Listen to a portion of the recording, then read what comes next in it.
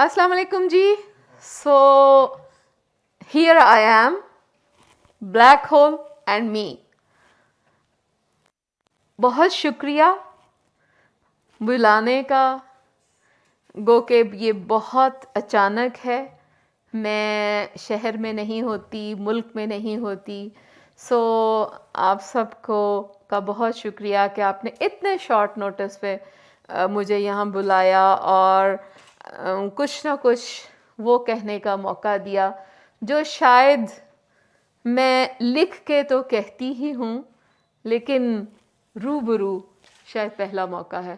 اور پاکستان میں ڈیفینیٹلی یہ موقع مجھے بہت کم ملتا ہے. میرے پاس کوئی پراپر لیکچر نہیں ہے جس پہ میں آپ کو باقاعدہ کوئی کسی چیز سے وہ اس پہ اویئر کروں یا گائیڈ کروں, لیکن کچھ باتیں ہیں. اور یہ میں اکثر کہتی ہوں کہ میں باتیں ہی کرتی ہوں, اور باتوں باتوں میں بہت کچھ سنتی بھی ہوں, سمجھتی بھی ہوں اور سمجھانا بھی چاہتی ہوں. شروع کروں اپنے جرنی سے کہ میں اچھی خاصی ڈاکٹر تھی بھئی, مزے کی زندگی گزار رہی تھی. گائناکالوجی, پروفیسر آف گائناکالوجی, پڑھاتی ہوں, پیشنٹس بھی دیکھتی ہوں, سرجریز بھی کرتی ہوں. اور یہ میرا شہر ہے پنڈی, یہیں پیدا ہوئی, بڑی ہوئی اور پھر ایک لمبے سفر پہ نکل گئی اور ابھی تک واپس نہیں لوٹی. لیکن بہرحال جو بھی ہے, زندگی نے بہت کچھ دکھایا ہے, لیکن اس دیکھنے دکھانے میں 4 سال پہلے تک میں صرف گائناکالوجسٹ تھی. 4 سال پہلے نہ جانے کیا ہوا. جو کچھ میں بہت کچھ دل میں لیے پھرتی تھی اس کو میں نے کہا چلیں آپ سے کیوں نہ آپ کو بتانا شروع کروں, کیوں نہ کہنا شروع کروں. اور ایسے ہی دل کی باتیں چھوٹی چھوٹی لکھنا شروع کیں, اور پھر لکھتے لکھتے آج میں اس سٹیج پہ آ گئی کہ اب میں بہت کچھ عورت کے حوالے سے تو پہلے ہی لکھ چکی ہوں, لیکن اب اس کو ایک بہت بڑے کانسیپٹ کے ساتھ میں آپ کے سامنے لے کر آئی ہوں. بہرحال میری جو بھی کتھا ہے, جو بھی کہانی ہے, اس کا ایک مین کردار ہے, اور وہ کردار آپ گیس کر سکتے ہیں کون ہے. وہ کردار عورت ہے. میں خود عورت ہوں, لیکن میں نے عورتوں کے اتنی کہانیاں سنی ہیں, دیکھی ہیں اور ان کو سہا ہے اپنے اوپر کہ مجھے لگا کہ اگر میں نے اب ان کو کہا نہیں یا آپ سب کو بتایا نہیں تو یہ انفیئر ہوگا عورت کے ساتھ. 4 سال پہلے جب میں نے لکھنا شروع کیا تو بیسیکلی بہت ساری چیزیں تھیں جو اس وقت ہو رہی تھیں. ریپ تھا بیسیکلی, ایبیوز کے بہت سارے کیسز تھے جو کہ میں نے سٹارٹ اس سے کیا, اور اس میں پھر میری پہلی کتاب آئی کنول پھول اور تتلیوں کے پنکھ, جس میں جو ابھی آپ نے پوچھا بھی, اور اس میں سب خواتین کے ساتھ جتنے بھی سوشل اور ڈومیسٹک وائلنس ہو رہا تھا اس پہ میں نے بات کی تھی.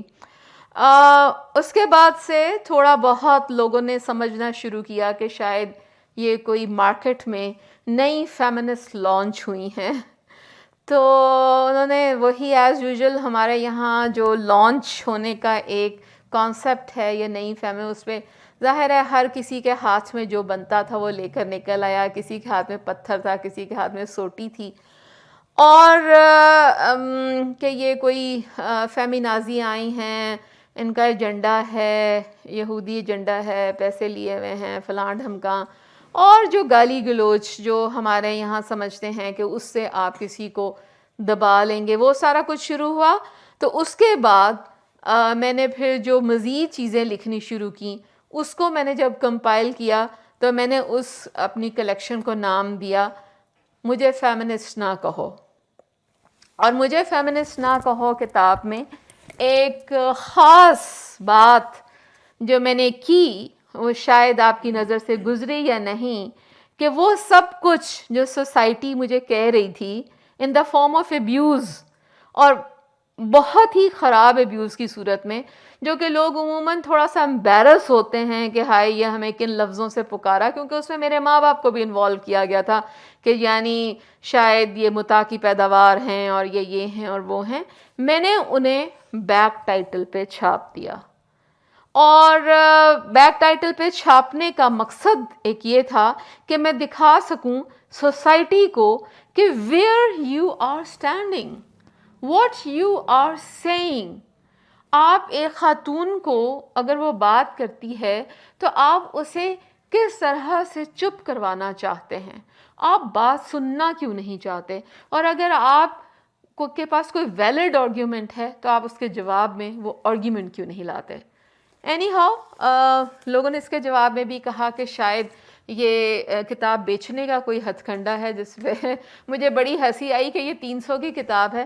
آپ خود سوچ لیجئے کہ 300 میں پبلشر کیا رکھے گا اور مجھے کیا ملے گا، یعنی وہی بات ہے ننگی نہائے گی کیا اور نچوڑیے گی کیا، اور وہ بھی ایک ایسی خاتون جو کہ باہر کے ملک میں پروفیسر آف گائنوکالوجی ہے۔ وہ 300 روپے کی کتاب 500 چھاپ کے یا 1000 چھاپ کے اپنی امپائر کھڑی کرنا چاہ رہی ہے۔ اینی ہاؤ اس کے بعد یہ ہوا کہ گائنی فیمنزم تک میں کیسے پہنچی۔ فیمنزم پہ میں باتیں کر رہی تھی، بات چل رہی تھی، اور درمیان میں ایسا ہوتا تھا کہ لوگ مجھے اپنے مسئلے مسائل لکھ کے بھیجتے تھے، اور میں کوشش کرتی تھی کہ میں میسنجر میں جواب دے سکوں۔ اس کے ساتھ ساتھ چونکہ میں خود پریکٹسنگ گائنوکالوجسٹ ہوں تو ڈیلی کوئی نہ کوئی کیس آیا کرتا تھا، اور ایک دن ایسا ہوا کہ میں سوچ رہی تھی کہ آج میں کس چیز پہ لکھوں، تو میری بیٹی نے آ کے مجھے کہا کہ ماما مجھے پین ہو رہی ہے۔ تو میں نے کہا پین کیوں ہو رہی ہے؟ اس نے کہا ماما مجھے پیریڈز آئے ہیں تو مجھے بہت زیادہ پین ہو رہی ہے، تو مجھے پلیز کوئی دوائی دیں۔ تو میں نے خیر اس کو دوائی وغیرہ دے دی، اور مجھے خیال آیا کہ میری بیٹی جیسی نہ جانے کتنی بیٹیاں ہیں جنہیں یہ درد ہوتا ہے اور سارا کچھ، اور مجھے یہ بھی پتہ ہے کہ زیادہ تر لوگوں کو اس کا آئیڈیا نہیں ہوتا۔ تو میں نے کہا چلو آج میں ماہواری کے درد کے متعلق لکھتی ہوں۔ اب اس میں ایک بات یہ تھی کہ میں خود ماہواری کا درد کا شکار رہ چکی ہوں اور بہت طویل عرصے تک رہ چکی ہوں، تو مجھے اس کا پرسنل ایکسپیرینس بھی ہے۔ اٹس ناٹ لائک دیٹ کہ بیٹی نے کہا یا پیشنٹ نے، تو میں نے اس کو، چونکہ میں اپنا پرسنل ایکسپریشن ضرور شامل کرتی ہوں اپنی ساری رائٹنگز میں، تو میں نے پھر ماہواری کے درد کا لکھا، اور اس ماہواری کے درد میں مجھے اتنا زیادہ ایگریسو رسپانس ملا کہ یہ کیا انہوں نے بکواس لکھنی شروع کر دی ہے، اب عورتوں کی باتیں اس طرح سر عام بیان ہوں گی اور سارا کچھ۔ خیر مجھے سن کے بڑی حیرانی ہوئی کہ ٹھیک ہے بھئی، آج تک اگر کسی نے ماہواری کا نام نہیں لیا تو اس کا مطلب یہ نہیں ہے کہ یہ ایگزسٹ نہیں کرتی۔ اگر خدا آپ کے سامنے نہیں ہے تو اس کا یہ مطلب نہیں ہے کہ آپ یہ سمجھ رہے ہیں کہ وہ ایگزسٹ نہیں کرتا، ٹھیک ہے؟ آپ کچھ طبقے جو سوچتے ہیں کہ ایگزسٹ نہیں کرتا، اس کو رہنے کے میجورٹی کی بات۔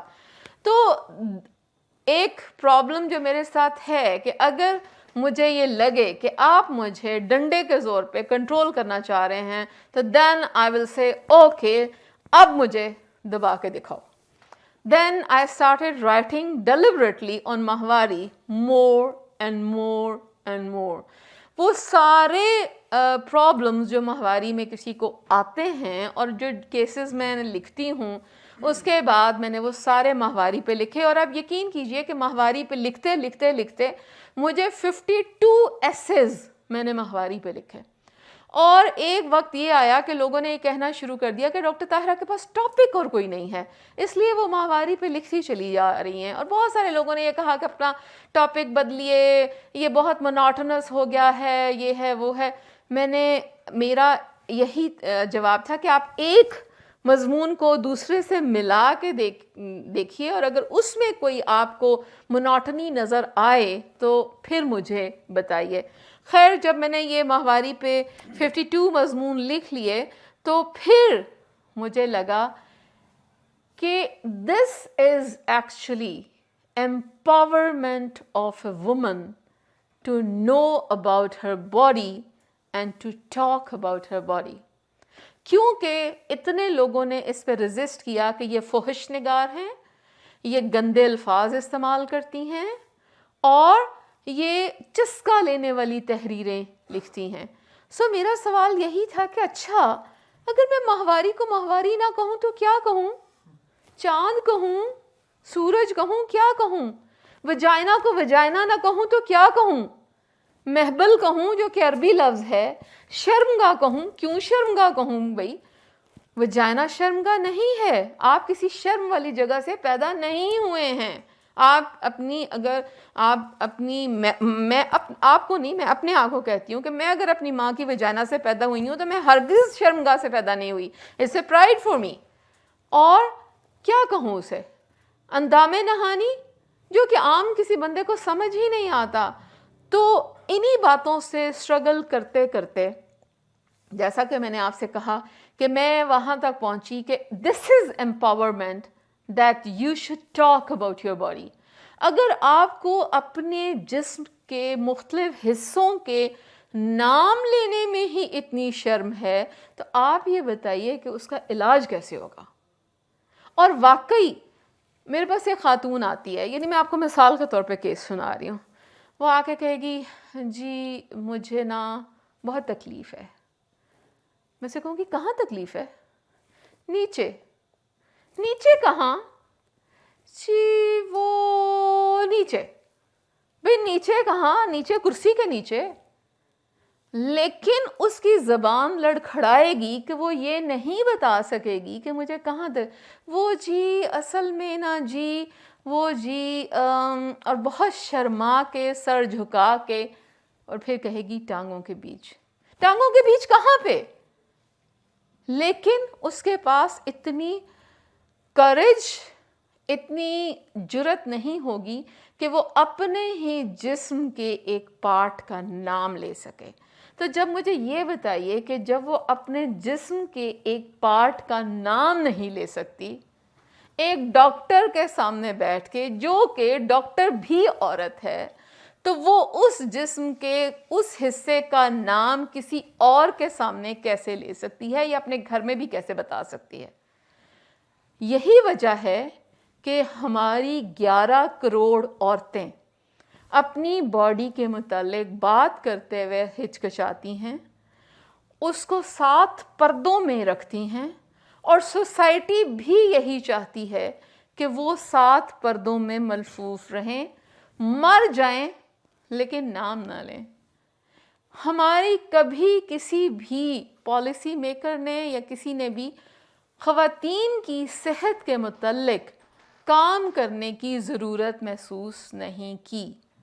آبسٹیٹکس اینڈ گائنوکالوجی جو کہ میرا شعبہ ہے، اس کو پورے ہاسپٹل کے اتنے ڈھیروں ڈھیر ڈپارٹمنٹ ہوں گے، اور آبسٹیٹک اینڈ گائنوکالوجی کا ایک ٹھیک ہے بہت چھوٹا نہیں لیکن درمیانہ ڈپارٹمنٹ ہوگا. ذرا پنڈی اسلام آباد سے باہر نکل جائیے، ہسپتال کے نام پہ ایک رورل ہیلتھ سینٹر ہوگا جس میں 4 بیڈ لگا دیے جائیں گے.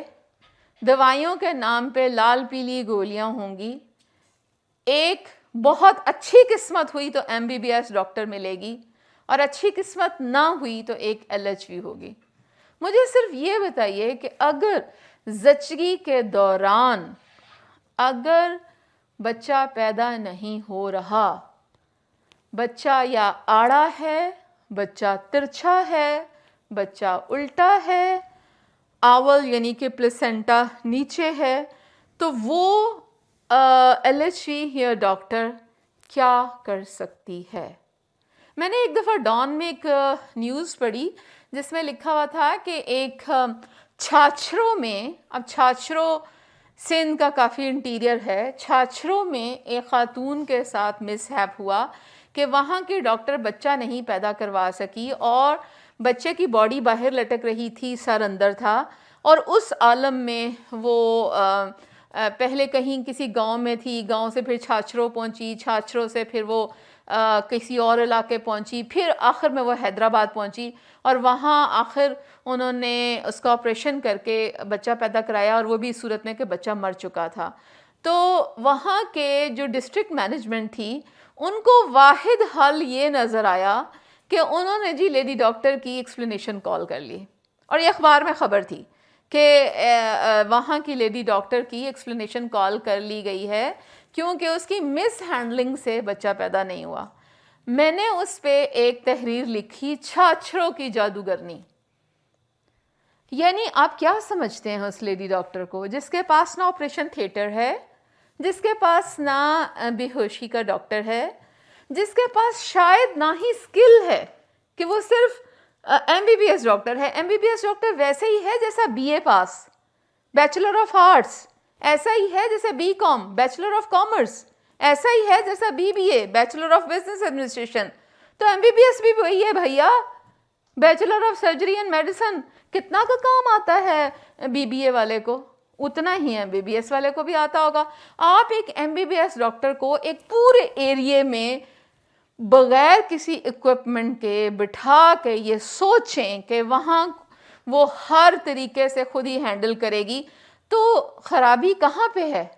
خرابی سوچنے والے کے یہاں پہ ہے. اس لیے میں نے اس بلاگ کو لکھا، چھاچھروں کی جادوگرنی جو مارے گی پھو اور بچہ باہر.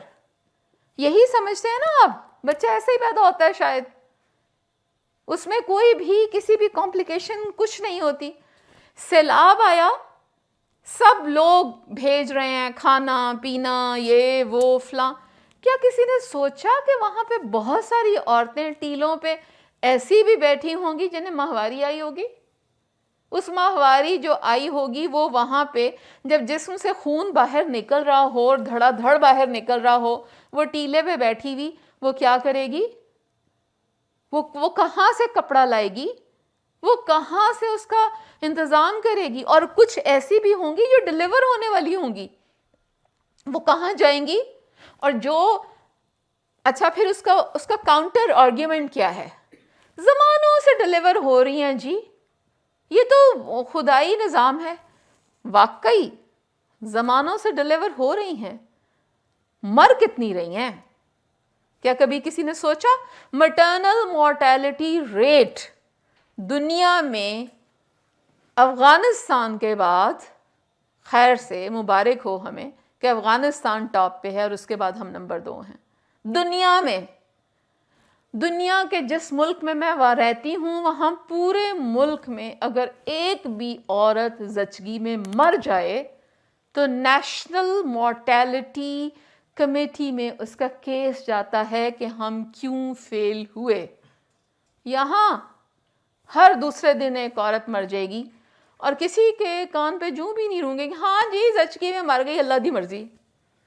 ہر کام میں جس میں ہم فیلئر ہیں وہ اللہ کی مرضی.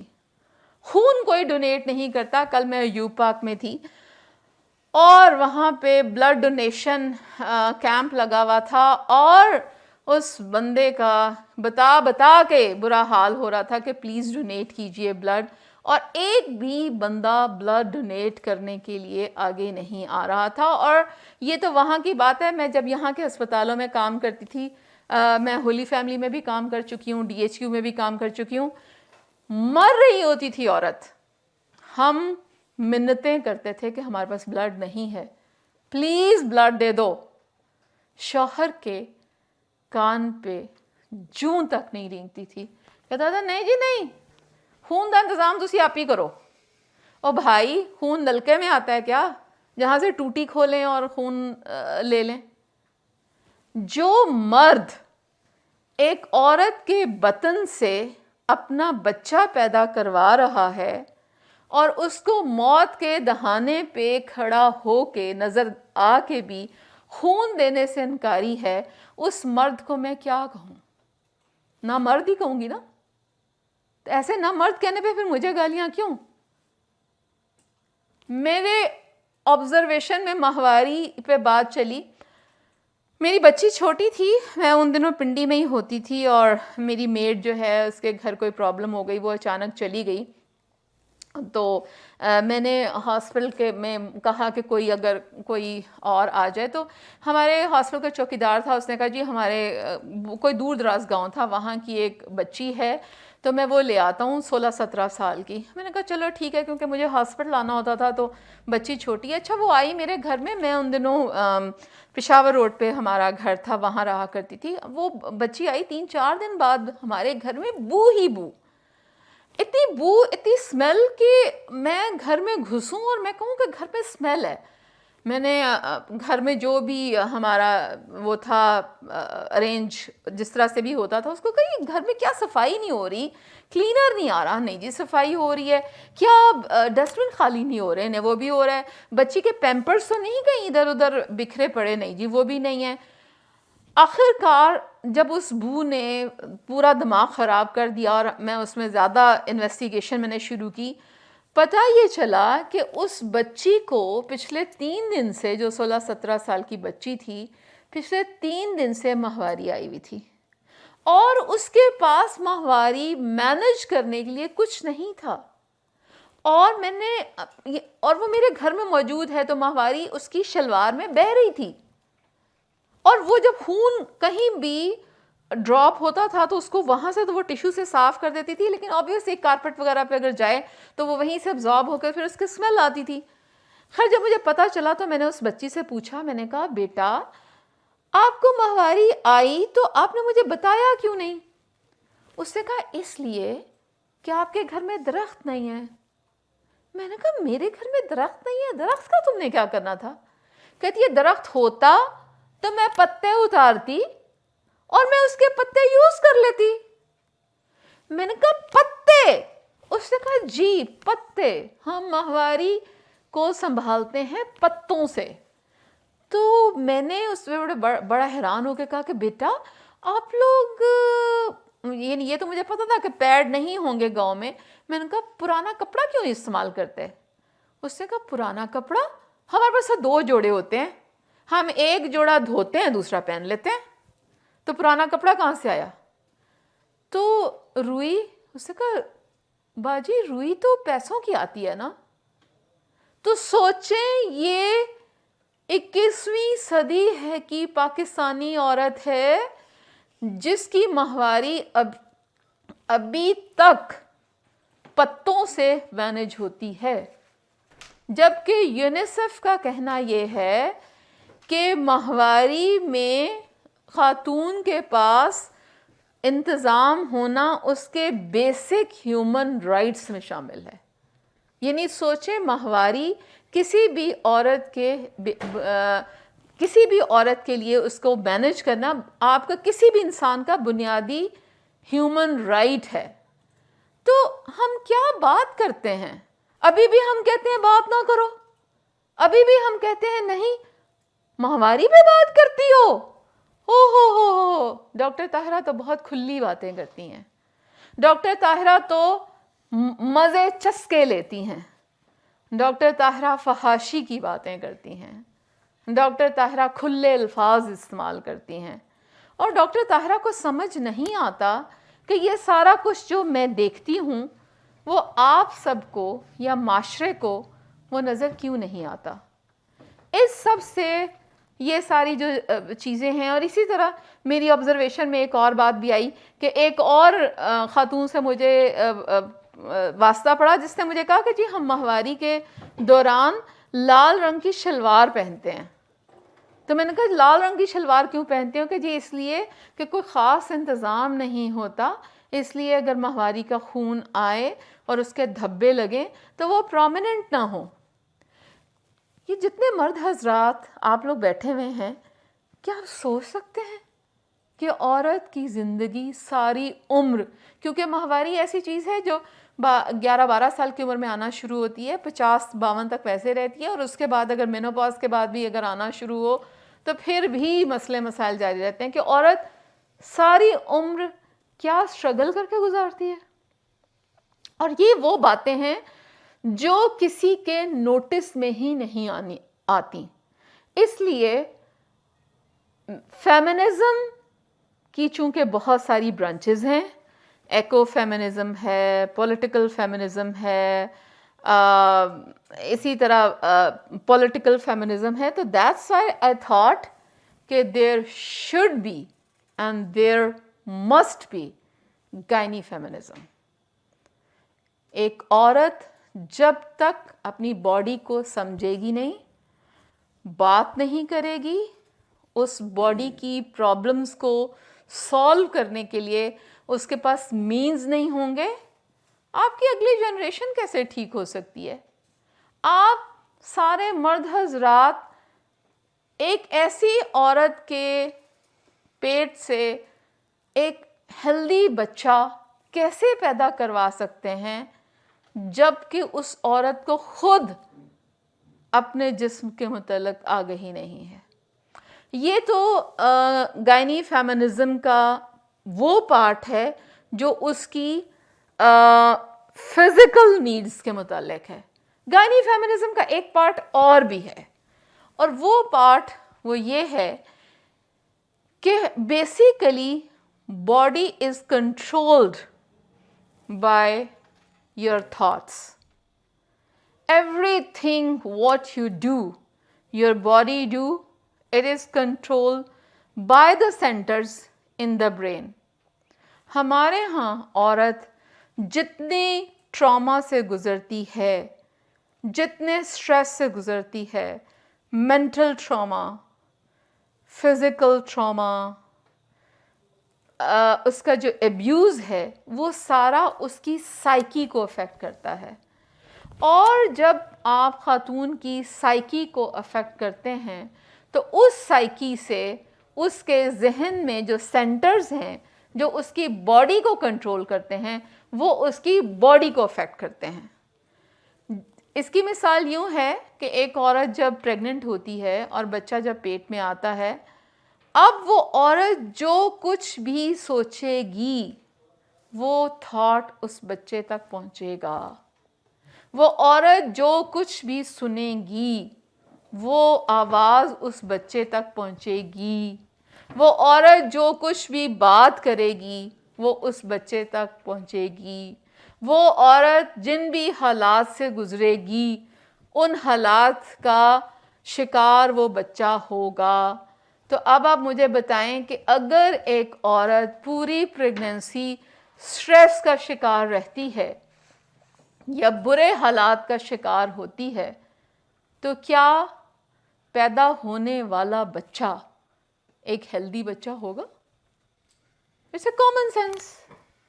نہیں ہوگا. کیا وہ زندگی کے میدان میں ویسے دوڑے گا جیسے ایک نارمل ہیومن بینگ دوڑ سکتا ہے؟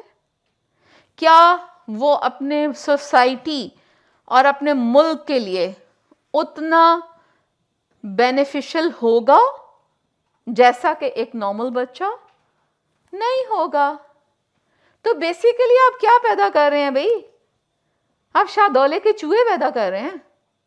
اور شاہدولے کے چوہے آپ کیسے پیدا کر رہے ہیں کہ مینٹل گروتھ اریسٹ کر رہے ہیں پیٹ میں. اور مینٹل گروتھ اریسٹ کیسے ہو رہی ہے کہ آپ کے گھر میں جو عورت ہے آپ اسے انسان سمجھنے کا حق دینے پہ تیار نہیں ہیں. آپ اس عورت کو اپنے برابر کا انسان نہیں سمجھتے. وہ عورت ملکیت ہے، وہ آپ کی پوزیشن ہے، وہ عورت جسے آپ چاہتے ہیں کہ آپ حکم کریں تو وہ کھڑی ہو جائے، آپ حکم کریں تو وہ بیٹھ جائے، آپ حکم کریں تو وہ لیٹ جائے، آپ حکم کریں تو وہ جس راستے کی طرف آپ اشارہ کریں اس کی اپنی تھاٹ زیرو ہونی چاہیے، اس کی اپنی فکر نہیں ہونی چاہیے، اس کی زبان چلتی ہوئی نہیں ہونی چاہیے. اور جس عورت کے پاس نہ زبان ہو، نہ فکر ہو، نہ تھاٹ ہو، وہ کیا ہوگی؟ کٹ پتلی. تو کٹ پتلی کے پیٹ سے کیا نکلے گا؟ کٹ پتلی کے پیٹ سے کٹ پتلا ہی نکلے گا. اسی لیے کسی بھی نیشن کو اگر اپنی اگلی جنریشن کو سنوارنا ہے اور اپنی اگلی جنریشن کے ذریعے اپنے ملک کو اوپر لے کر جانا ہے تو ہمیں بیسیکلی عورت کو انسان سمجھنا ہوگا، نہ صرف فزیکلی بلکہ مینٹلی. ہمیں اس آئیڈیالوجی کو توڑنا ہوگا کہ عورت پوزیشن ہے، عورت ملکیت ہے، عورت کو وہ کرنا ہے جو اس کا گھر والا چاہے، عورت کو وہ کرنا ہے جو اس کے باپ بھائی یا بڑھاپے میں بیٹا چاہے. تو عورت خود کیا چاہتی ہے یہ کوئی بھی سوچنے سمجھنے کے لیے تیار نہیں ہے. اور یہ کانسیپٹ ہے جو میری پھر چوتھی کتاب میں آیا، اور وہ ہے عورت بھی خواب دیکھتی ہے. اور کیا خواب دیکھتی ہے؟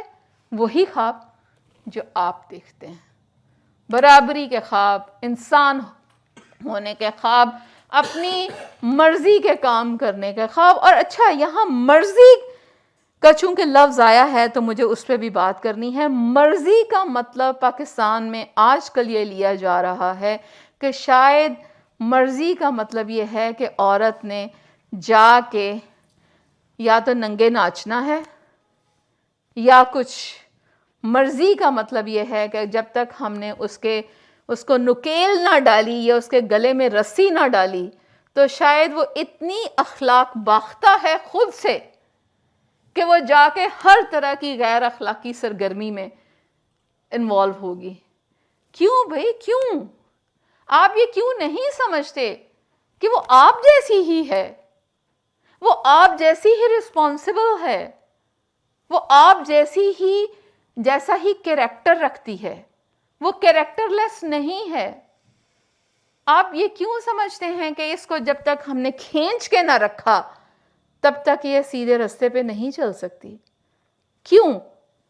یہ ایسی سوچ، ایسا انداز فکر ایک مرد کا فیلئر ہے.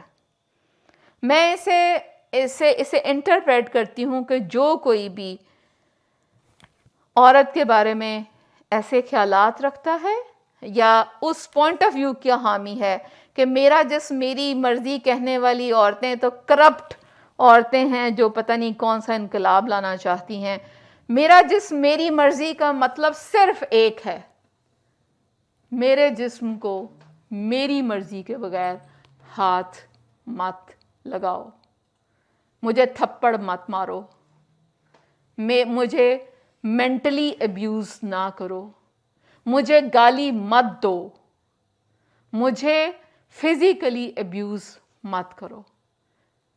اور یقین کیجئے، میں ایک اور، شاید یہ میری آخری بات ہو اس سلسلے میں کیونکہ اس کے بعد میں چاہوں گی کہ آپ کوسچن آنسر.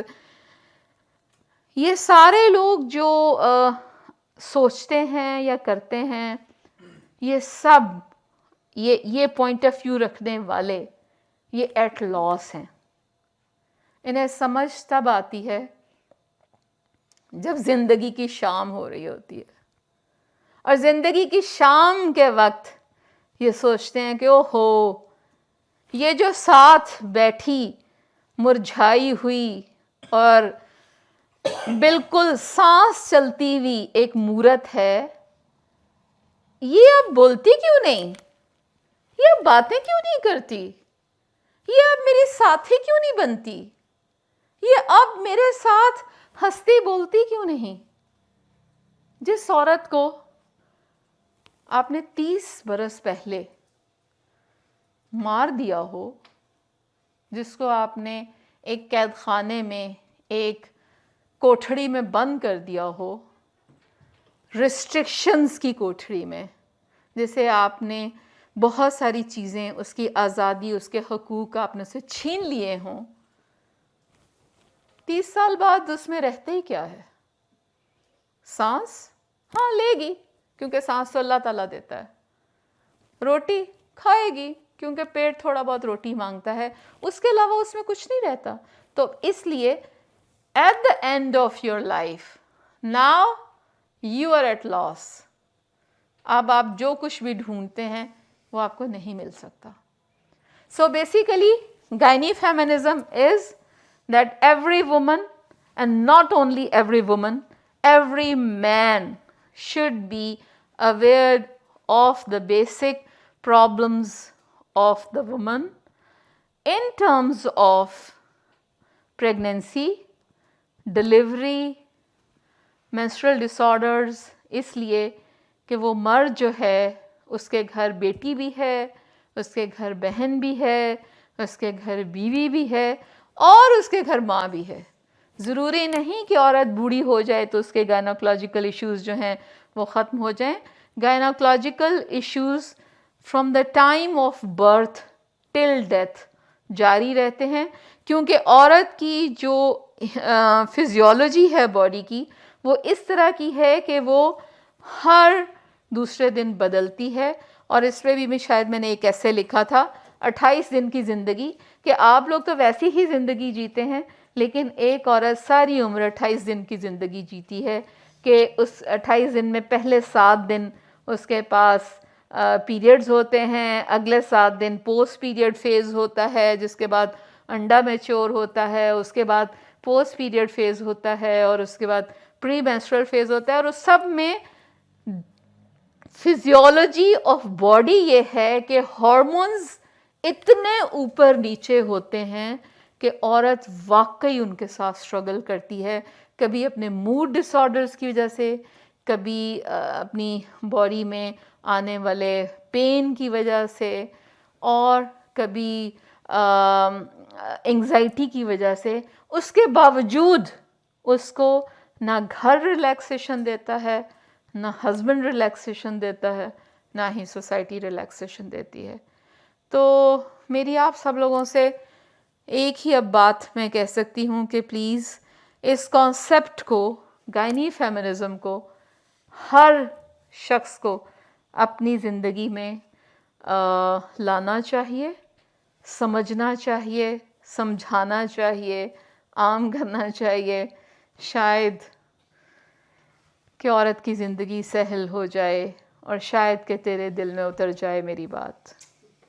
Thank you.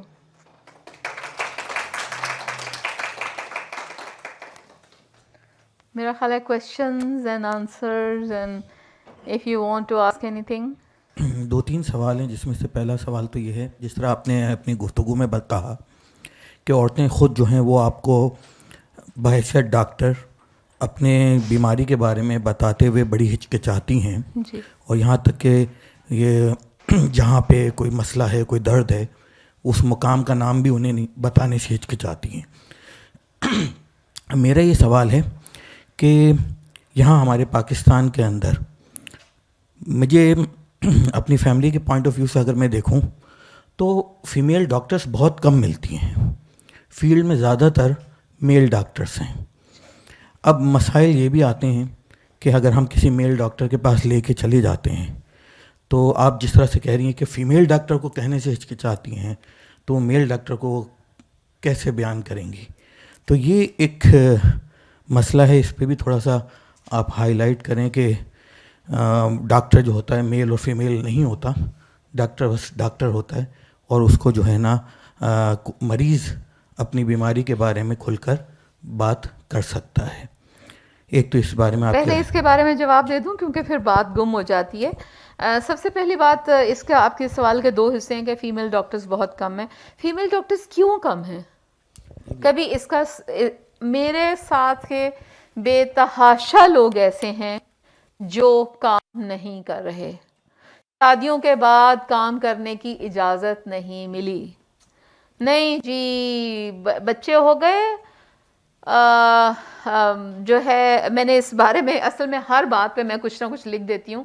تو میں نے ایک دفعہ اسی طرح کا ایک بلاگ لکھا تھا، غریب بیچاری گائنوکالوجسٹ کے غریب شوہر.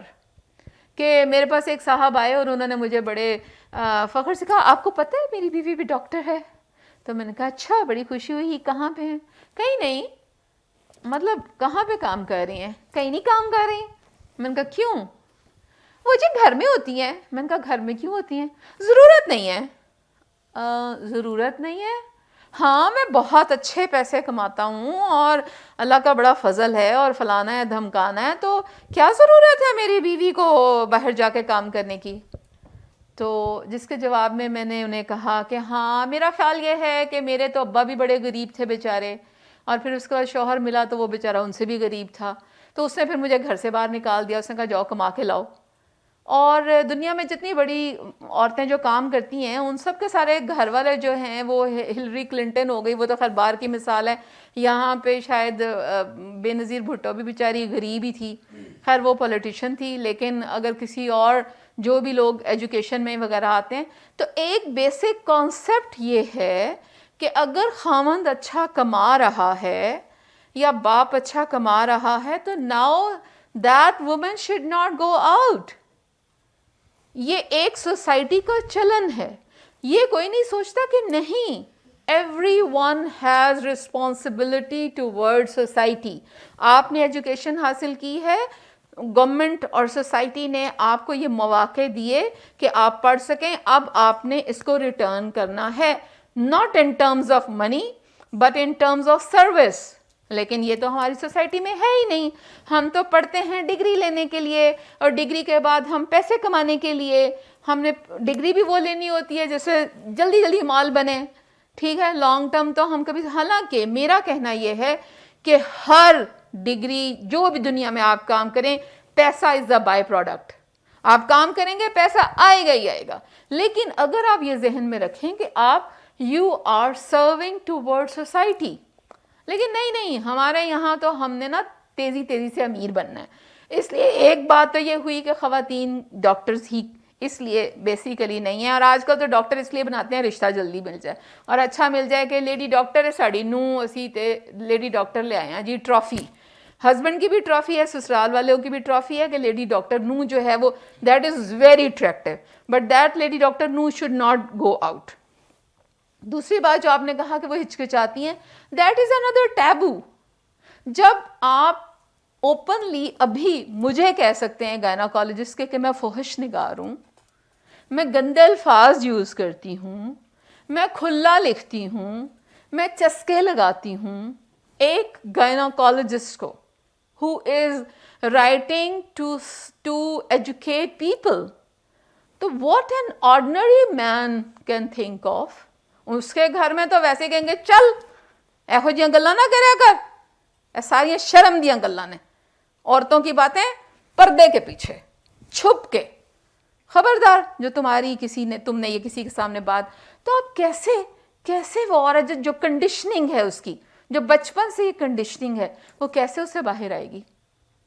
ٹیبوز آپ لوگوں کو توڑنے ہیں، آپ لوگوں کو اپنے گھر کی عورتوں کو زبان دینی ہے، کہو، کھل کے کہو. اچھا، اگلا سوال اس حوالے سے بھی تھوڑا اسی کو کنیکٹ کرتے ہوئے جی کہ ایک تو ہے MBBS ڈاکٹر، اور یہ عام طور پر آپ نے ابھی وجہ بھی بتا دی کہ ہماری میڈیکل کی جو سیٹس پہ ہیں زیادہ تر تو فیمیل ہی سلیکٹ ہوتی ہیں، اور میڈیکل یونیورسٹیز کے اندر میجورٹی بھی انہی کی ہوتی ہے. لیکن آپ نے ابھی خود بھی یہ بات بتا دی کہ آفٹر میرج یہ لوگ صرف ہاؤس وائف کے طور پہ رہ جاتی ہیں اور فیلڈ کے اندر کام عام طور پہ نہیں ہوتی. اچھا، اس کے علاوہ پھر ایک اور بھی مسئلہ آتا ہے کہ جیسے ریڈیولوجسٹ ہیں اور اسی طرح سے اور بھی جو ٹیکنیشین اور اس طرح کے عملہ ہوتا ہے، اس میں بھی لیڈیز خواتین جو ہے وہ یا تو میں MBBS کروں گی یا نہیں کروں گی. اس زیادہ تر یہاں یہ بھی رجحان دیکھا گیا ہے. پھر ریڈیولوجسٹ ہو گئے یا الٹرا ساؤنڈ کرنے والی، یہ جو بھی آپ اس کے لیے ٹرمینالوجی استعمال کر لیں، وہ بھی فیلڈ کے اندر ہمیں فیمیل بہت کم ملتی ہیں. اور اسی طرح سے جب ہم اپنی گھر کی فیملیز کو لے کے جاتے ہیں تو جگہ جگہ ڈھونڈنا پڑتا ہے کہ کہاں پر فیمیل موجود ہوں گی، جو مطلب یہ ٹیسٹ وغیرہ یہ جو بھی کچھ ہیں وہ، کیونکہ وہ ان کے بغیر کرتی نہیں ہیں. ایک تو یہ وجہ ہے کہ اس کی بھی کمی بہت زیادہ ہے. شوشا سوسائٹی، میں ساتھ ساتھ کہتی جاؤں، شوشا سوسائٹی. آپ لوگ لائک سوسائٹی سو شیلو کہ ہم صرف اپنی زندگی شوشا پہ بسر کرنا چاہتے ہیں. میں ڈاکٹر بنی تو تبھی میں قابل ہو سکتی ہوں، اس سے نیچے میں آ ہی نہیں سکتی. ٹھیک ہے، میں کیوں ٹیکنیشین بنوں؟ ہائے وہ کہنے گے لے اینا دی کڑی اوتھے ٹیکنیشین ہے. آپ روٹ کاز دیکھیں. آپ نے جو اچھا ہمارے یہاں پلمبنگ کو اچھا کیوں نہیں سمجھا جاتا، الیکٹریشین کو اچھا کیوں نہیں سمجھا جاتا، کسی بھی ایسی چیز کو باہر جا کے اینٹیں اٹھا لیں گے باہر کے ملکوں میں، پلمبنگ نہیں سیکھیں گے اپنے ملک میں، الیکٹریشین نہیں بنیں گے اپنے ملک میں، اے سی چاروں طرف جائیں دیکھیں کوئی کام کا ورکر ملتا نہیں ہے. نہیں جی اے کام ہم نے افسری کلچر جو ہم نے اپنے شیلو سوسائٹی میں جو جب ہم کالونائز ہونے کے بعد ہم اس سے باہر نکلے, ہم نے اپنی سوسائٹی کو یہ ٹیچ ہی نہیں کیا کہ ایوری تھنگ از امپورٹنٹ. سارے ڈاکٹر انجینئر نہیں بنا کرتے, باقی بھی شعبے اتنے ہی اہم ہیں, لیکن ہمارے ہاں وہی شوشا سوسائٹی. آپ باہر جا کے باہر کے ملکوں میں اینٹیں اٹھا لیں گے, لیبر کلاس میں آپ آ جائیں گے, لیکن اپنے ملک میں آپ نے کوئی بھی اسکلفل کام نہیں سیکھا. نہیں ہم نے بی اے کرنا ہے اور بی اے کے بعد ہمیں نوکری چاہیے. کیوں؟ آپ this is answer of your second question. سلام میڈم صاحبہ, میں خود رائٹر ہوں, پشتو زبان کا شاعر ہوں اور سوات سے آیا ہوں. میں نے کچھ شعر لکھے تھے, علی ارقم صاحب ایک صحافی ہے ہمارا دوست, نے ترجمہ کیا. آپ کے سامنے 2-3 شعر مطلب اس کی جو ترجمہ کیے ہے آپ کے سامنے پڑھتا ہوں, اور اس میں جو چیز ہے اس پر آپ سے مطلب خاص درخواست کرتا ہوں کہ آپ اس پر کچھ بولے. پہلا جو شعر ہے تو اس کا ترجمہ ہے, ہماری گرد پیدا نہ ہوئے ایسے عورتیں جو اپنے دست و بازو سے لے پائے حقوق اپنے. اس میں پھر دوسرا ایک شعر ہے کہ جو عرف مروجہ ضابطوں کے بندشی و گرے کاٹ دے, پیروں تلے کچل ڈالے رواج سارے. پھر اس میں ایک شعر ہے کہ سارے مزار مردوں نے مردوں کے لیے کھڑے کر دیے ہیں. سارے مزار مردوں نے مردوں کے لیے کھڑے کر دیے ہیں. عورتیں کسی عورت کا مزار نہ بنا سکے. پھر اس میں آخر ایک شعر ہے, آسمہ جہانگیر کی قبر پر مزار بنا لے تاکہ جوان لڑکیاں اس پر منتیں مانگے. تو اس شعر میں مطلب اشارہ اس طرف کیا گیا ہے جو کہ خود بھی ہمارے گھروں میں جو عورتیں ہیں وہ خود بھی اپنے حقوق کے لیے نہیں نکلتے, یا مطلب جیسے آپ نے وضاحت کی کہ ہونا چاہیے. میں خود مطلب ایک مرد ہوں, میں تو سب کو انسان سمجھتا ہوں, مگر مرد ہوں مگر پھر بھی میں نیچرلی فیمینسٹ تھا. جیسا بھی ضیاء الدین صاحب کا ایک انہوں نے کتاب لکھا ہے لیٹ ہر پلائی, تو اس میں بھی اس نے ذکر کیا ہے کہ میں نے یہ لفظ سنا بھی نہیں تھا فیمینزم یا فیمینسٹ, مگر جو فیمینزم اور فیمینسٹ کے جو ریکوائرمنٹس مطلب جو چیزیں ہوتی ہے وہ نیچرلی مجھ میں تھی. تو میں خود بھی مطلب اسی طرح کا ہوں کہ یہ ہونا چاہیے, عورتوں کو خود اپنے حقوق کے لیے نکلنا چاہیے. ابھی میں ادھر ایک قبرستان تھا, میں اس میں چلا گیا تھا, تو میں نے دیکھا ایک خطبہ جو ہوتا ہے ہم خازہ کہتے ہیں پشتو میں, اس پر لکھا تھا ایک عورت کا قبر تھا, اس پر لکھا تھا پلاک بیوی, پلاک کے مطلب مادر مور, ہمیشہ ایسے لکھا تو ہوتا مطلب عورت کا نام آدمی کے نام پر پیدا ہوتی ہے, پلا کی بیٹی, جی پلا کے بیوی, پھر جب مر جاتی ہے تو جو مسجدوں میں مطلب ہم پھر وہ کیا کہتی ہے اعلان, ہم کہتے ہیں جو اعلان ہوتی ہے فلاں کی بیوی مر گئی. ہاں, تو عورت کا نام. تو اس میں آپ کو میں نے ایک آرٹیکل لکھا تھا, یہ نور مقدم کا جب قتل ہوا, اور اس کے بعد میں نے ایک میں جو کچھ بھی لکھتی ہوں لائک اٹ ڈزنٹ ہیپن کہ میں اس کو کوئی اپنے دماغ سے آرٹیفیشلی کریٹ کر کے, تھوڑی بہت ریسرچ ہوتی ہے, تھوڑا بہت چونکہ میں کتابیں بہت پڑھتی ہوں اور میری نظر سے ایسی چیزیں گزری ہوتی ہیں. ایک پولیانا سنڈروم ایک چیز ہے جو دنیا میں ایگزسٹ کرتی ہے, اور اس کا مطلب میں آپ کو اردو میں کہوں, اس کا مطلب ہے خود ترسی, یا شاید اپنے دوسرے کی ہر چیز کو اگنور کرنا اور اپنا جیسے. اور پھر میں نے وہ نور مقدم کے لیے لکھا کہ ظاہر جعفر کے ساتھ وہ 3-4 سال سے تھی. ظاہر جعفر کی اگریسو نیچر اسے نظر کیوں نہیں آئی؟ یہی سوال میرا سارا انعام کے بارے میں تھا کہ اسے جس شخص کے لیے وہ کہہ رہی ہے کہ میں اسے محبت سے میں تبدیل کر دوں گی، وہ یہ what do you mean؟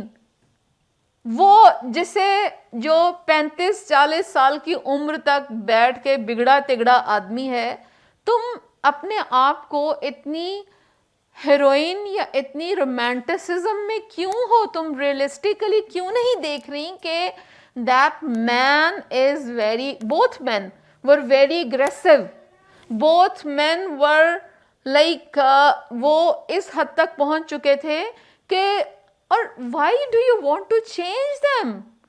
Are you his mother? Like عورتوں کو ماں بننے کا شوق کیوں ہوتا ہے؟ کیوں سارا انعام جو ہے وہ ظاہر جعفر کے یعنی کہ وہ ٹیکسی میں جا کے بھی آدھے راستے سے واپس آئی، اور سارا انعام دوسری والی جو ہے نور مقدم، اور سارا انعام دبئی سے چل رہی ہے اور میں کہہ رہی ہے کہ اسے بدل دوں گی. آپ ایکسکیوز می، آپ بیٹا گود لینے جا رہی ہیں یا کسی برابر کے انسان سے شادی کرنے جا رہی ہیں؟ ٹھیک ہے. سو پاکستانی عورت یا اسپیشلی ایشین عورت کو سکھایا نہیں جاتا کہ you should stand for your self. آپ کو اپنی عزت نفس کی پرواہ کرنی ہے. میری ماں زیادہ پڑھی لکھی عورت نہیں تھی، 5 کلاس پاس تھی میری ماں، لیکن بہت انٹیلیجنٹ عورت تھی. تو پنجابی کا ایک لفظ ہے جو آج کل بہت متروک ہو گیا ہوا ہے، لیکن میری ماں بہت بولا کرتی تھیں، اور بعد میں آج کل میں نے اس کو ڈھونڈا اور میں نے اس پہ پھر ایک بلاگ لکھا. اس لفظ کو کہتے ہیں کند. تو میری ماں گھر میں کہا کرتی تھی کڑیو کند رکھیا کرو، کند معاف نہ کریا کرو.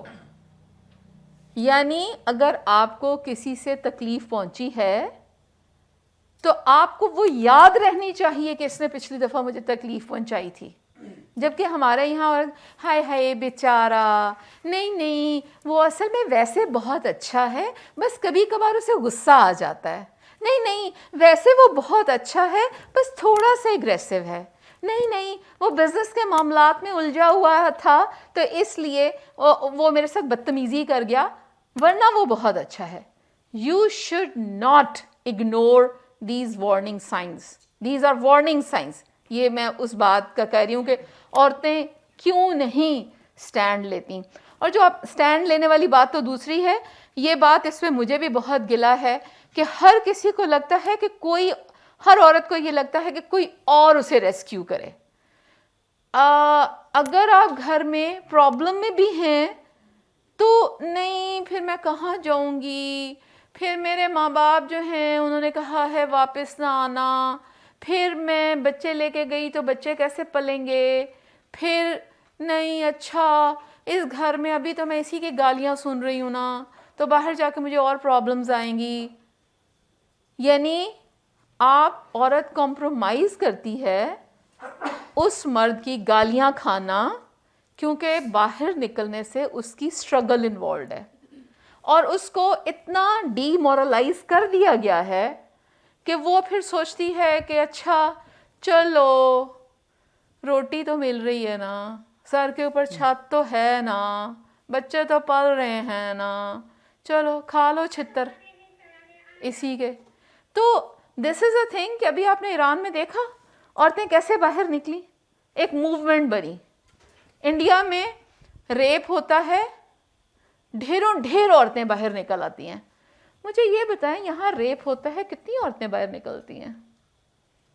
اتنے عورتیں ریپ ہوئیں، مطلب وہ رپورٹ نہیں ہوتے. نہیں جو رپورٹ بھی ہو جائے، بہت سے ریپ ایسے ہیں جو رپورٹ ہوئے ہیں. مختارہ مائی کا بڑا مشہور و معروف، مجھے بتائیں کتنی عام عورتیں، میں آئی am not talking about the feminist عورتیں، کتنی محلوں سے اٹھی عورتیں جنہوں نے کہا کہ اس عورت کے ساتھ ظلم ہوا, ہمیں باہر جا کے بیٹھنا چاہیے.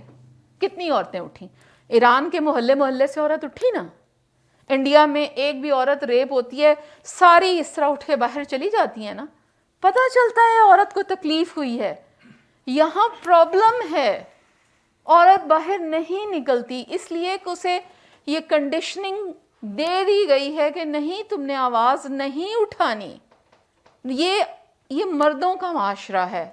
اس کے علاوہ بھی اور اتنے جو ریپ کیسز ہوتے ہیں جس میں بے تحاشا لکھتی ہوں, کبھی مجھے نظر نہیں آیا کہ کسی محلے سے 4 عورتیں, میں سوچتی ہوں اگر میں پاکستان میں ہوتی تو میں کم از کم کسی ایک چوک میں پوسٹر پکڑ کے کھڑی ضرور ہوتی, اور چاہے ہر روز شام کو کھڑی ہوتی. کتنی عورتیں کرتی ہیں اور کتنے مرد کرتے ہیں اس کے ساتھ. آپ کو جو احتجاج ہے وہ رجسٹر کیوں نہیں کروانے کا حوصلہ؟ چاہے حیدرآباد میں عورت ریپ ہوئی ہو, اب سوچیں کتنی قتل ہو رہی ہیں جگہ جگہ جگہ جگہ.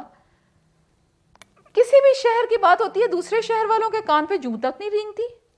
کتنے مرد کہتے ہیں چلو یار آج ذرا یہ جا کے میلڈی میں 2-4 پوسٹرز پکڑ کے کھڑے ہو جائیں, کوئی نعرے نہ لگائیں, پیسفلی اس عورت کا نام لکھ کے کھڑے ہو جائیں کہ یہ ظلم ہوا ہے. جب تک آپ ظلم کے خلاف احتجاج کرنے کے لیے اکٹھے نہیں ہوں گے کوئی نہیں بدلے گا. کیوں بدلیں؟ ضرورت نہیں ہے. لوگ چھوٹ جاتے ہیں. ظاہر جعفر اگر نہیں چھوٹا تو اس کے پیچھے ایک بہت بڑی اس کی جو وہ ہے نور مقدم کے باپ کی فورس اور تحریک ہے, ورنہ تو ہزاروں عورتیں قتل ہو رہی ہیں اور ہزاروں مر رہی ہیں. بہت مہربانی ہے, آپ نے بہت اچھی بات ہی کی. انشاءاللہ میں آپ کی کتاب ہے نا یہ میں خریدوں گا, اپنے ساتھ لے کے جاؤں گا. آخری ایک چھوٹا سا کویسچن ہے, آپ کے نام کے ساتھ جو یہ کاظمی ہے جی, مطلب یہ فیملی خاندان کا نام ہے؟ چلیں یہ بھی میں آپ کو قصہ سنا دیتی ہوں.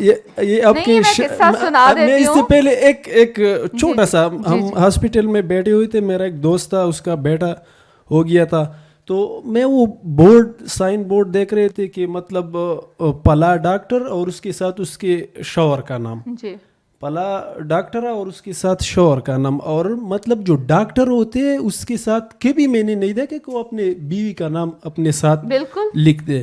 تو مطلب میں آپ کا نام میں نے دیکھا تو یہ میرا فیملی نیم ہے. اور شادی کے بعد جب میرے شوہر نے, جیسا کہ ہمارا یہاں ٹرینڈ ہے کہ خواتین کے نام کے ساتھ لگتا ہے, تو انہوں نے بھی شاید بڑے لاڈ والے انداز سے پوچھا کہ ہم کس وقت جائیں شناختی کارڈ چینج کرانے. تو آئی سیڈ کہ میں تو نہیں نام چینج کر رہی. تو انہوں نے کہا کیوں؟ تو میں نے کہا اس لیے کہ سب سے پہلی بات یہ کہ یہ میرا نام ہے, دوسری بات یہ ہے کہ یہ میری آئیڈینٹی ہے, ٹھیک ہے. جس پہ انہوں نے بڑا کہا کہ ہائے تم کیا نور جہاں ہو؟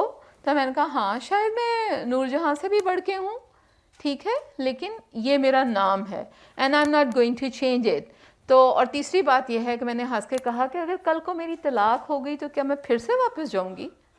سو یہ اور مجھے خواتین سے یہ شکایت ہے کہ نکاح ہوتے ساتھ ہی پہلی چیز اگر آپ فیس بک پہ یا کہیں بھی سوشل میڈیا پہ دیکھیں تو لڑکی فوراً اپنا نام جو ہے وہ تبدیل کر کے بیٹھی ہوتی ہے. آج سے میرا نام سائرہ کاظمی کی بجائے سائرہ علی ہے. وہ علی سے اصل میں نکاح ہو گیا ہے نا. So you don't love yourself, right.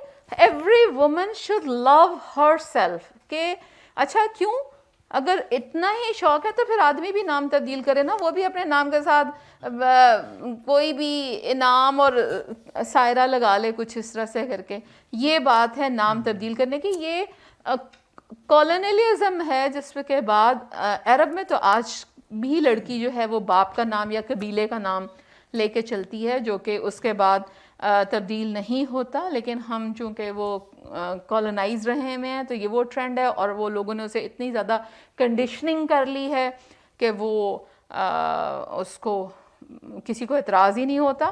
بہرحال یہ میرا اپنا نام ہے اور میں شاید بچپن سے ہی اتنی خراب تھی. بہت شکریہ. ایک بات یہ مطلب کہ آپ جو اتنا تحریک چلاتی ہے مطلب فیمنزم کے حوالے سے اتنے آپ لیکچرز دیتے ہیں, آپ نے کتاب بھی لکھی ہے, تو اس کا مطلب تو یہ نہیں ہے کہ آپ مرد کو ڈیویلیو کر رہے ہیں. نہیں بالکل اس کا مطلب یہ ہے کہ مطلب عورت کو بھی انسان سمجھا جائے. بات بالکل. میں فیمنزم کا ڈیفینیشن یہ کہتی ہوں کہ فیمنزم مینز ہیومنزم. یس. اور میں سب سے بڑی بات یہ ہے کہ میں سمجھتی ہوں کہ شاید میری زندگی کا سب سے پہلا فیمنسٹ میرا باپ تھا, جس نے مجھے زندگی میں کسی بھی چیز سے, کسی بھی کام سے کرنے کے لیے نہیں روکا. پنڈی ریڈیو میں نے 70s کے زمانے میں نے پنڈی ریڈیو جانا شروع کیا. حالانکہ my father was like he was a village man, he migrated from village to city, اور مائی دادا واز جسٹ اے فارمر, اور ہم we belong to a Syed family اور کنزرویٹو فیملی, ناٹ لائک کہ, اور لیکن اس کے باوجود ہی سیڈ کہ میری بیٹیاں جو بھی کرنا چاہیں گی وہ کریں گی. My elder sister was also a radio voice. اور اس کے بعد میں جب لاہور پڑھنے کے لیے گئی, آئی واز ان ہاسٹل, اور مجھے بڑی خوشی سے بھیجا گیا ہاسٹل میں. جا کے میں نے لاہور ٹی وی پہ بھی میں نے تھوڑا سا کمپیئرنگ کی, اور جنگ میں نے بہت کچھ میں ساتھ میں کیا کرتی تھی. اور آئی نیور ریممبر کہ میرے ابا نے کبھی اپنے گھر میں اپنی بیوی یا اپنی بیٹیوں کے لیے کوئی ہارش ورڈ یوز کیا ہو. ایک دفعہ مجھے کسی نے پوچھا کہ آپ کے امی ابا لڑتے کیسے تھے, تو میں نے کہا میں نے تو آج تک اپنے امی ابا کو لڑتا ہی نہیں دیکھا. تو انہوں نے کہا یہ کیسے ہو سکتا ہے؟ میں نے کہا دس از ریالٹی. سو امیجن کہ اگر کسی گھر میں کسی میاں بیوی کی لڑائی نہیں ہوئی تو پروڈکٹ کیا ہو سکتی ہے. پہلے تو مبارکباد آپ کو کہ روایتی انداز سے ذرا ہٹ کے آپ نے لکھنا شروع کیا ہے, اور یہ آگاہی بڑی ضروری تھی جو آپ پہنچا رہی ہیں. چونکہ ٹائم بڑا کم ہے اور بیشتر سوالات کے جواب آپ دے چکی ہیں. تھوڑی دیر پہلے آپ گفتگو کر رہی تھی ریپ کے متعلق, تو اسی طرح میں اس حوالے سے ہی سوال کرنا چاہتا ہوں. جنوبی کوریا میں بھی اسی طرح کا ایک کیس تھا, 8 سالہ بچی کے ساتھ بڑا فیمس کیس تھا. ریپ اٹیمپٹ ہوا اور اس کے بعد نیم مردہ حالت میں پائی گئی. تو اس کے بعد مطلب جو ٹراما سے گزرے یا جو سوسائٹی رویہ اختیار کرتی ہے ایک ایسے بچی کے ساتھ یا عورت کے ساتھ, تو اس دوران وہ جو نفسیاتی مسائل سے گزرتی ہے, معاشرے کا بھی ایک دباؤ ہوتا ہے. ریسنٹلی ہمارے یہاں جو موٹر وے کا ایک کیس ہوا تھا تو وہاں بھی یہی مسائل پیدا ہوئے, اور چونکہ ہمارے یہاں یہ اویئرنیس نہیں ہوتی تو ارلی سٹیج پہ بچوں کو اس طرح بڑا فزیکلی ابیوز کیا جاتا ہے. تو آپ کیا ایسا سجیسٹ کریں گی کہ نفسیاتی طور پہ بچوں کو آگاہی کس طرح دی جائے, اور ان مسائل سے نکلنے کے لیے کہ جن کے ساتھ یہ حادثات ہوتے ہیں, گو کہ کچھ شیئر کر دیتے ہیں لیکن کچھ ہمت نہیں کر پاتے. موسٹلی ہمارے یہاں گرلز ایسی ہوتی ہیں جو کزنس کے ساتھ بھی ایون جو ابیوز ہو رہی ہوتی ہیں, تو اس ٹراما سے نکلنے کے لیے انہیں کیا کرنا چاہیے؟ ایک تو یہ ہے, اور دوسرا اسی کے ساتھ پہلے سے ہی جواب دے دیتی ہوں کیونکہ پھر بول رہا. پہلی بات یہ ہے کہ اپنے بچوں کو never let them to spend time with anyone in your family.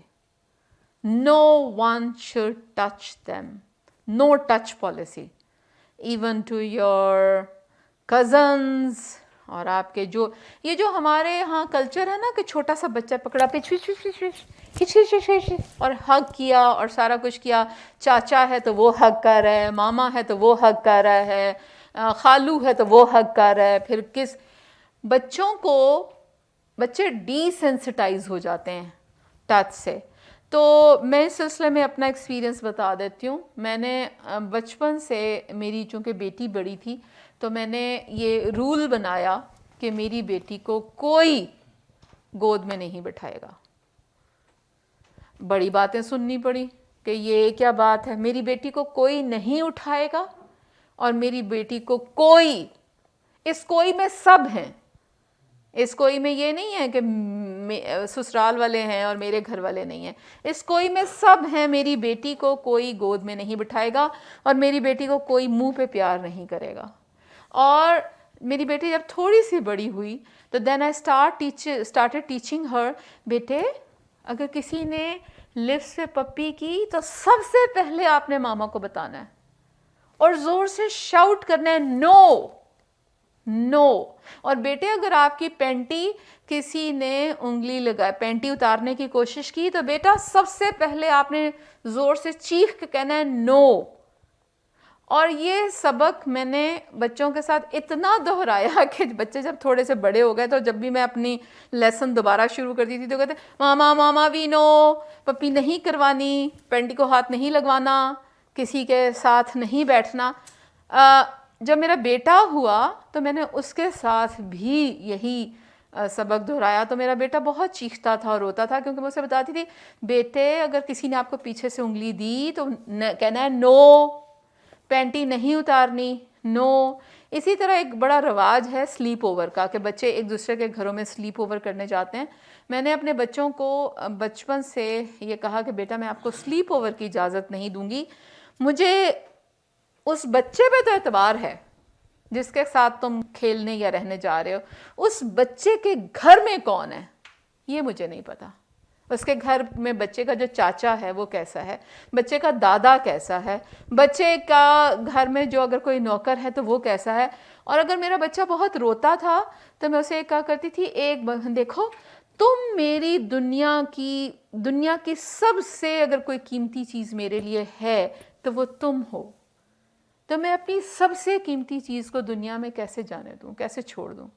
میں تمہیں لے بھی جاؤں گی, تھوڑی دیر چھوڑ بھی دوں گی اور واپس بھی لے لوں گی. تو یہ نو ٹچ ٹیکنیک جو ہے یہ بہت اہم ہے.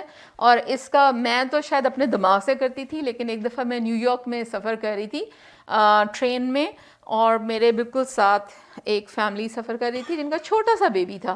تو وہ چھوٹا سا بیبی جیسے گود میں ہمکتا ہے تو وہ ایسے سے کر رہا تھا, تو میں نے اس کو ایسے ہی ہلکی سی اپنی انگلی ایسے کری. تو میری ساتھ بیٹی بیٹھی ہوئی تھی تو میری بیٹی نے فوراً میرا ہاتھ پکڑا اور اس نے کہا موم یہاں پہ یہ نہیں کرنا, انگلی بھی آگے نہیں کرنی کہ اس کو ایسے کرنے کے لیے. تو میں نے کہا بیٹا میں تو بچہ ویسے ہی گود میں اٹھانا پسند نہیں کرتی. تو اس نے کہا نہیں, یہاں پیرنٹس یہ بھی پسند نہیں کرتے کہ ان کے بچے کو کوئی ہلکا سا ٹچ بھی کرے.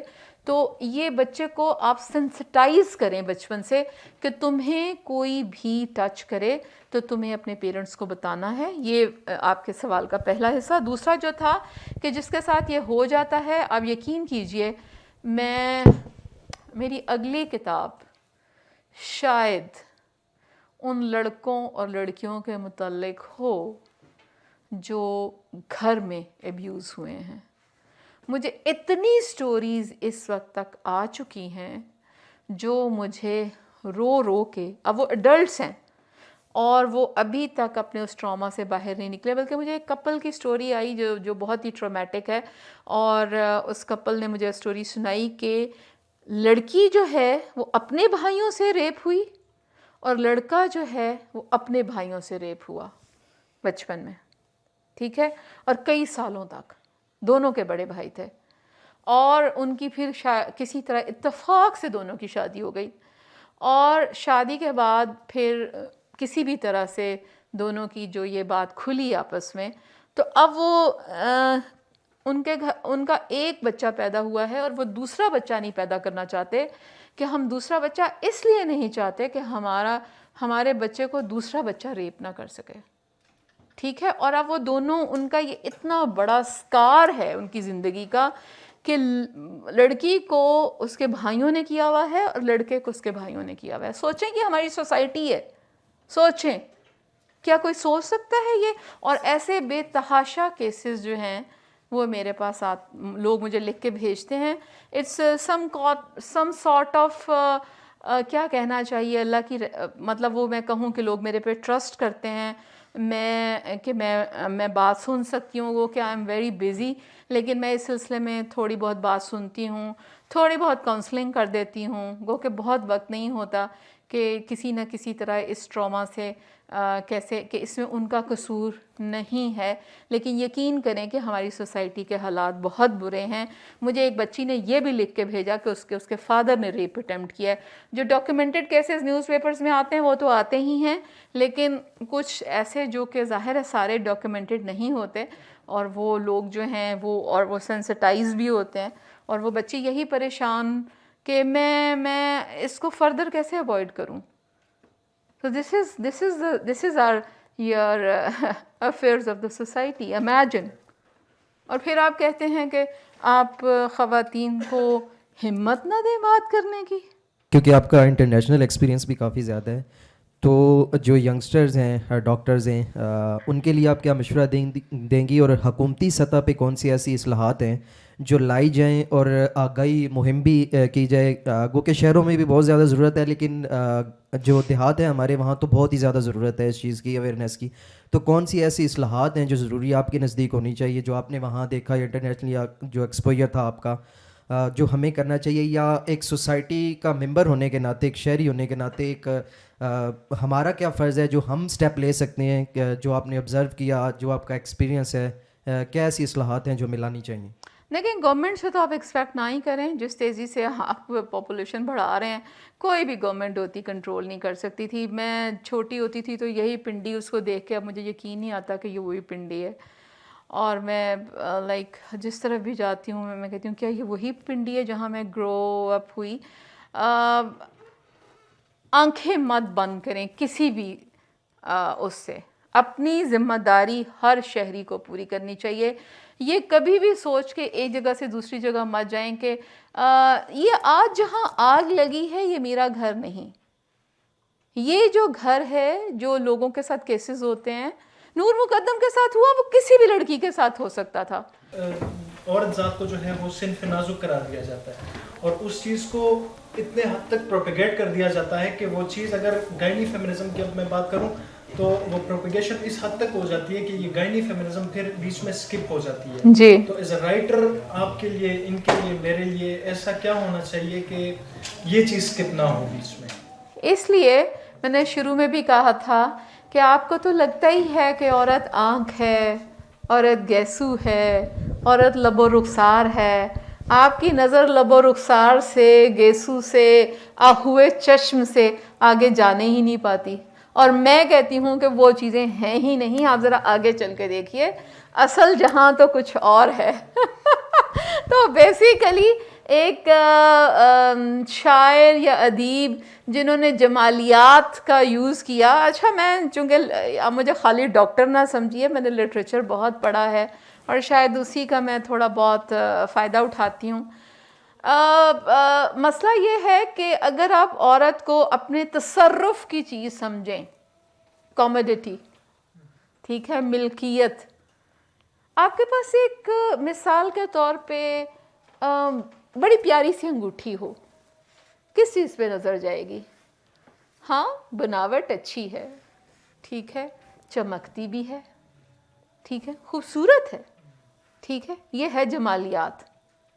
تو عورت کو چیز، ہاں چیز ہے بھئی، بال خوبصورت ہیں، آپ کو پسند آ رہے ہیں، آنکھیں آہوئے چشم ہے، آپ کا دل بہل رہا ہے، لب و رخسار ہیں، وہ بھی آپ کے دل کو بہلانے کی چیز ہے. اس کے اندر کیا ہے ادھر نہیں جانا، وہاں پر جلتے ہیں. پر اس لیے جلتے ہیں کہ مرد کو پسند نہیں ہے ڈائلاگ، مرد کو پسند ہے اطاعت، لونڈی، حکم، حاکم. تو جہاں سوال و جواب آ جائے وہاں کون سی عورت پسند رہتی ہے؟ میرے جیسی کون سی اچھی لگے گی کسی کو؟ میرے جیسی عورت کسی کو اچھی نہیں لگ سکتی، ٹھیک ہے. یہ عورت زبان رکھتی ہے، یہ عورت اپنے حق کے لیے سوال پوچھنا جانتی ہے، اپنے حق کے لیے جواب دینا بھی چاہتی ہے، نہ کہنا بھی جانتی ہے. جو عورت نہ کہنا جانتی ہو وہ کس کو بھا سکتی ہے بھائی؟ تو پھر گائنی فیمنزم اس سے آگے کی بات ہے. اس لیے زیادہ تر لکھنے والے جمالیات تک رہتے ہیں کہ فائدہ اسی میں ہے. آگے ہم جیسے دیوانے, میں اپنے آپ کو ویسے دیوانہ کہتی ہوں, ہم جیسے دیوانے, کیونکہ یہ ایک آگ ہے, جس آگ میں آپ کودتے ہیں تو یہ آگ آپ کو جلاتی بھی ہے. اگر آپ کا کیا خیال ہے, میں کیوں لکھتی ہوں, کیا فائدہ ہے مجھے اس سے؟ فیم؟ نہیں, فیم تو مجھے بچپن میں مل گیا, میں ٹی وی میں آ گئی, میں ریڈیو میں آ گئی, میں اخبار میں آ گئی. پیسہ؟ نہیں, میں پروفیسر آف گائنوکالوجی ہوں, باہر کے ملکوں میں پڑھا رہی ہوں. امیجن کر لیں کیا مل رہا ہے مجھے اس سے. میں اپنے دماغ کا کیوں وہ بنا رہی ہوں ملیدہ؟ اس لیے کہ میں دیوانی ہوں. مجھے جو دیا گیا ہے اس کو لوٹانا ہے, اور مجھے اپنے حصے کا کام کرنا ہے, چاہے کسی کو عقل آئے یا نہ آئے, کوئی سیکھے یا نہ سیکھے, کوئی پڑھے نہ پڑھے, خریدے نہ خریدے, نہ صحیح. دیوانے کچھ سوچ کے تھوڑی کرتے ہیں. احمد عزیز خٹک میم, میں پہلے ایک کویسچن رکھتا ہوں, اس پہ اپنے پوائنٹ آف ویو آپ کے سامنے رکھتا ہوں, جی جی پھر آپ اس پہ کمنٹ کریں. جی جی. جو سارا ڈسکشن ہوا اس کے لیے میں صرف ریلیجن کو بلیم کروں گا. کس کو؟ ریلیجن, مذہب. ٹھیک. وہ اس طرح اس کی آرگومنٹ یہ ہے, اگر ریلیجن نے انسان کا مائنڈ کنسٹرکٹ نہ کیا ہوتا, ہیومن, اس میں فیمیل کی کوئی غلطی نہیں ہے. او پا جی مینوں زندہ واپس جان دینا جے کہ نہیں, لیکن میں پا جی رحم کرو میرے تے, اے تھے ایویں مینوں سی گولی مروا کے ایئرپورٹ دے رستے جی گولی مروانی ہے. بھائی معاف کریں, ریلیجن پہ آتے ہوئے آپ اس پہ کوئی بات نہ ہی کریں تو ٹھیک ہے. فنیٹکس کی اس سوسائٹی میں کوئی کمی نہیں ہے. میں آلریڈی جو ہے فحش نگار اور پتہ نہیں کیا کیا اور آزاد اور سوسائٹی کو خراب کرنے والی خاتون کے طور پہ مشہور ہوں. ہوں تسی میرا مزید ستیہ ناس نہ کرایو. نو میں میرا مطلب یہ نہیں ہے نا, in lighter notes. No lighter note نہیں, اس لیے کہ everything, every word you should know, every word has a power. Every word, every word has a power and every word has a sensitivity, especially in this society, and you should be aware of that. So don't put me in that trouble. Many things which you are saying, maybe I know better than you, and maybe I don't know what depth I know, but we have certain limitations, right? So you talk about my feminism and gynae feminism and my whatever, because we talk a lot about the rape and all these things, and actually I said in the beginning, the main thing in my writing is عورت. Doctor صاحبہ, جیسا آپ نے منع فرمایا اس لڑکے کو, دوست کو, تو یہ میرے خیال میں ریلیجن کا فیل ہونا نہیں ہے, یا ریلیجن کی ناکامی نہیں ہے. ریلیجیس ایکسٹریمسٹ جو ہوتے ہیں, مطلب یہ ان کی ناکامی کا منہ بولتا ثبوت ہے, جو ہم بات نہیں کر سکتے. نو کمنٹ. بات نہیں کر سکتے. نو کمنٹ. ٹھیک ہے میم, لیکن میرے ذہن میں سب کچھ ہوا ہے. Thank you. Hi, my name is Irfan. You spoke a lot about sensitive issues and stuff, but mostly I'm interested in behavioral psychology and social psychology. And when it comes to the minor age, you talked about bad touches and children, kids, and how should they interact to it, their reactions.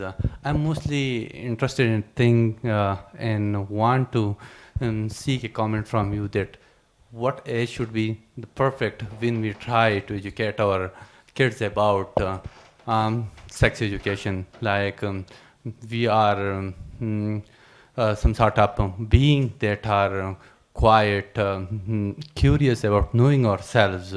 I believe they start with some age, but we should start preparing our kid little early.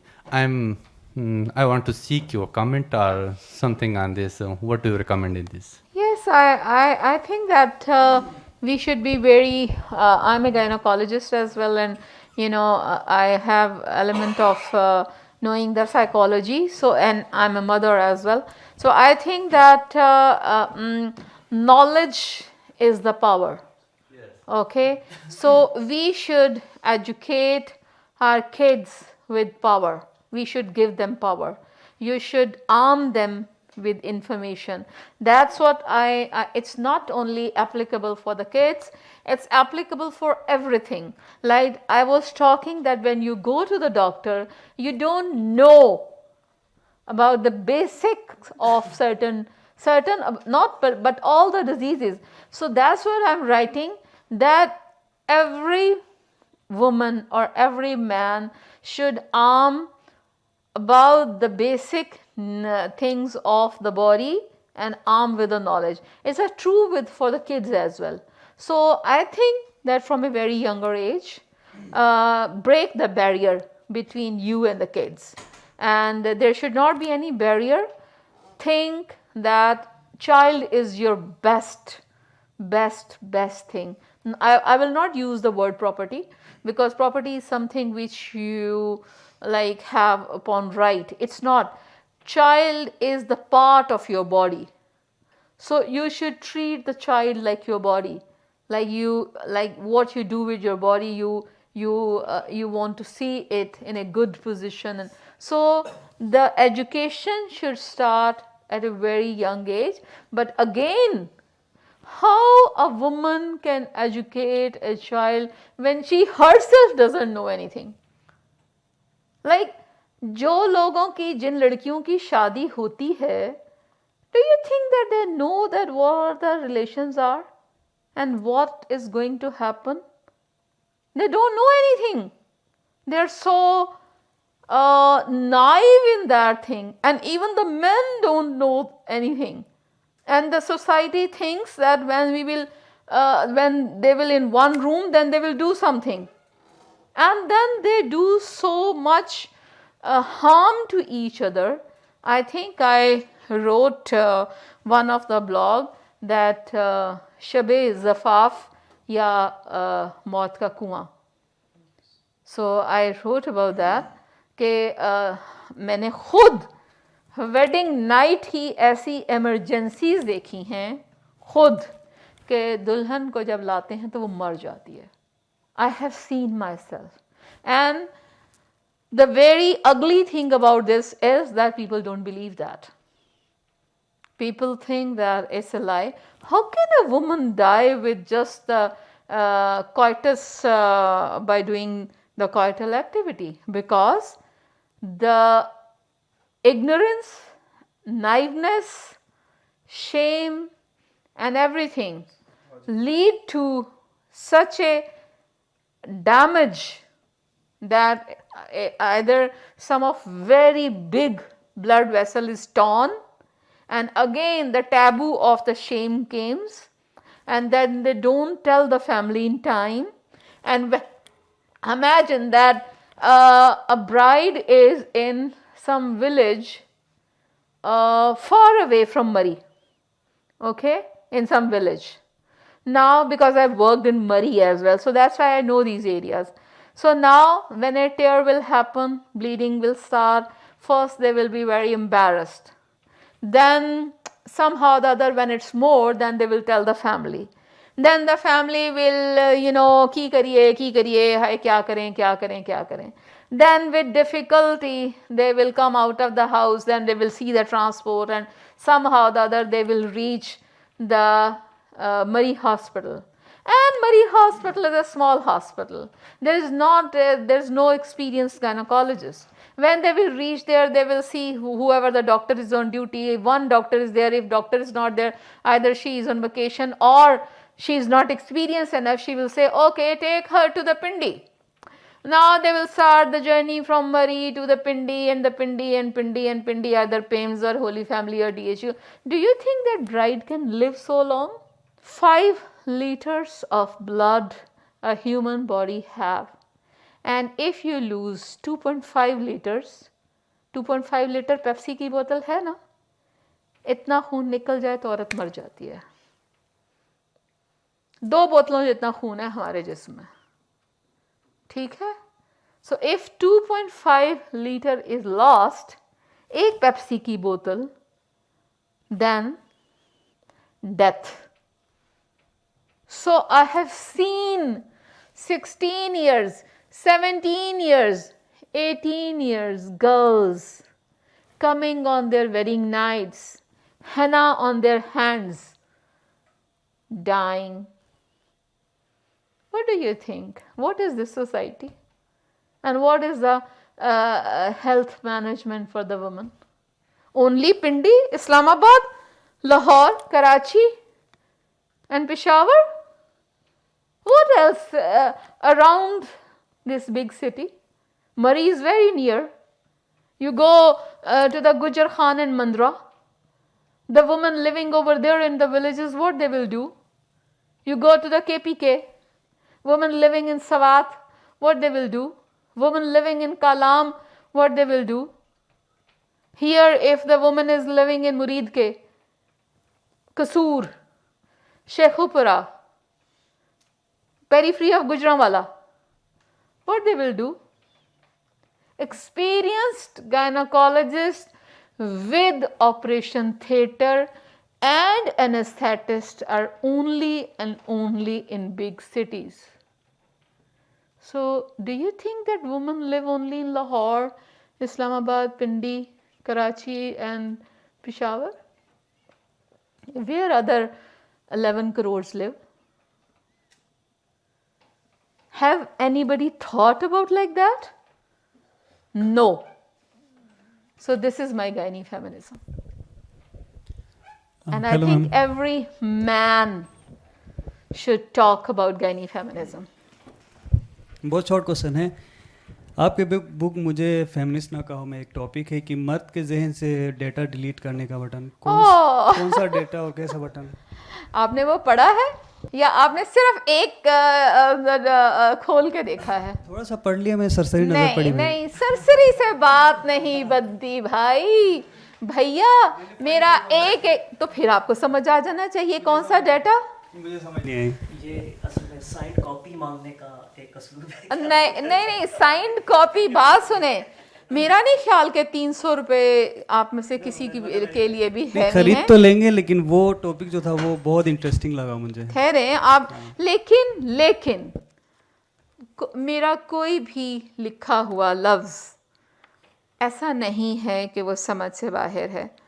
और चूंकि पहले ही सफ़े पे 14 number blog है मर्दाना जहन में data delete करने का button, तो वो शायद आपके जहन में ये जम गया। लेकिन दैट्स व्हाट, अगर आप कहें तो आपने ये पूरा पढ़ा या थोड़ा सा चलें। मुझे अच्छा उसको ना थोड़ा सा साइड पे रख के मुझे बस लॉजिक बता दें। नहीं, लॉजिक मैं आपको बता देती हूँ। आप डाटा जमा होता है, हम जब से पैदा होते हैं हमारे दिमाग में एक डाटा जमा होता है। चलें, 5 मिनट का है, अगर आप सुनने के लिए तैयार हों तो। रहम में बच्चा देखने के लिए अल्ट्रासाउंड मशीन के 2 हिस्से अहम हैं। स्क्रीन जिसमें बच्चे का अक्स नज़र आएगा, और प्रोब जो खातून के पेट पे रखा जाएगा। आपकी आंखें स्क्रीन की तरफ होनी चाहिए और प्रोब मरीज़ के पेट पे।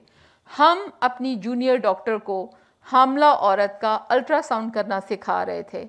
ये गोल सी नज़र आने वाली चीज़ बच्चे का सर है, ये पसलियाँ नज़र आ रही हैं, और ये दिल देखो कैसे धड़क रहा है।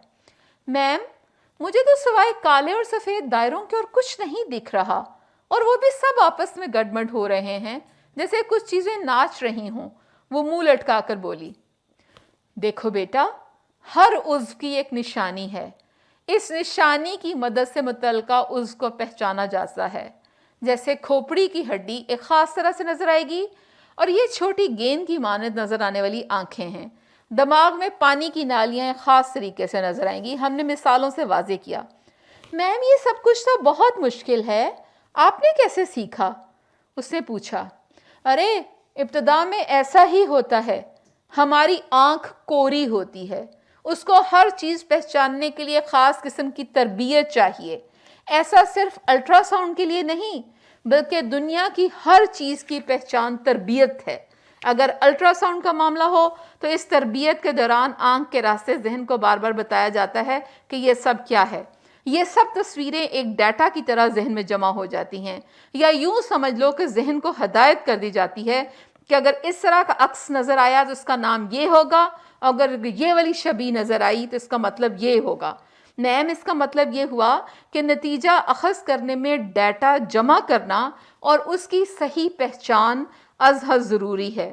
جی بالکل, ہمارے ایک استاد کہا کرتے تھے, آنکھ بھلے جو کچھ بھی دیکھے وہ نتیجہ اخذ نہیں کر سکتی کہ یہ کام ذہن کا ہے, اور ذہن وہ بتاتا ہے جو برسوں لگا کر اسے سجھایا گیا ہو. اب بے ہوشی میں مریض کا دماغ ہی تو سلایا جاتا ہے تاکہ اسے کچھ بھی محسوس نہ ہو. میم, اس کا مطلب یہ ہے کہ اچھا استاد ملنا اور درست معلومات دماغ تک پہنچنا بہت اہم ہے. درست سمجھا تم نے.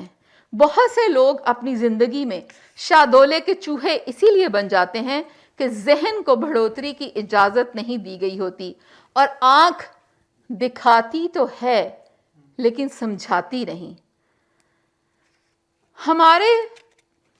ہمارے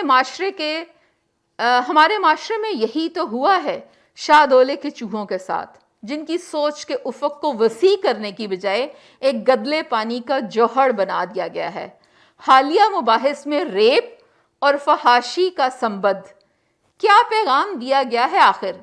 ایک گھٹن زدہ طبقاتی تقسیم اور ناانصافی کے شکار معاشرے میں عورت, اس کا جسم, اس کا لباس, اس کی چال ڈھال اور اس کا ہر فعل جنسی اشتعال انگیزی کی چھتری تلے جمع کر دیا گیا ہے, اور مرد کے ذہن میں یہ ڈیٹا فیڈ کر دیا گیا ہے کہ تمہاری ہر بے اختیاری کی ذمہ داری تم پہ نہیں, اس پہ ہے جو اپنا جسم لے کر باہر نکلی ہے, اور تمہیں ورگلانے ہی کو تو نکلی ہے.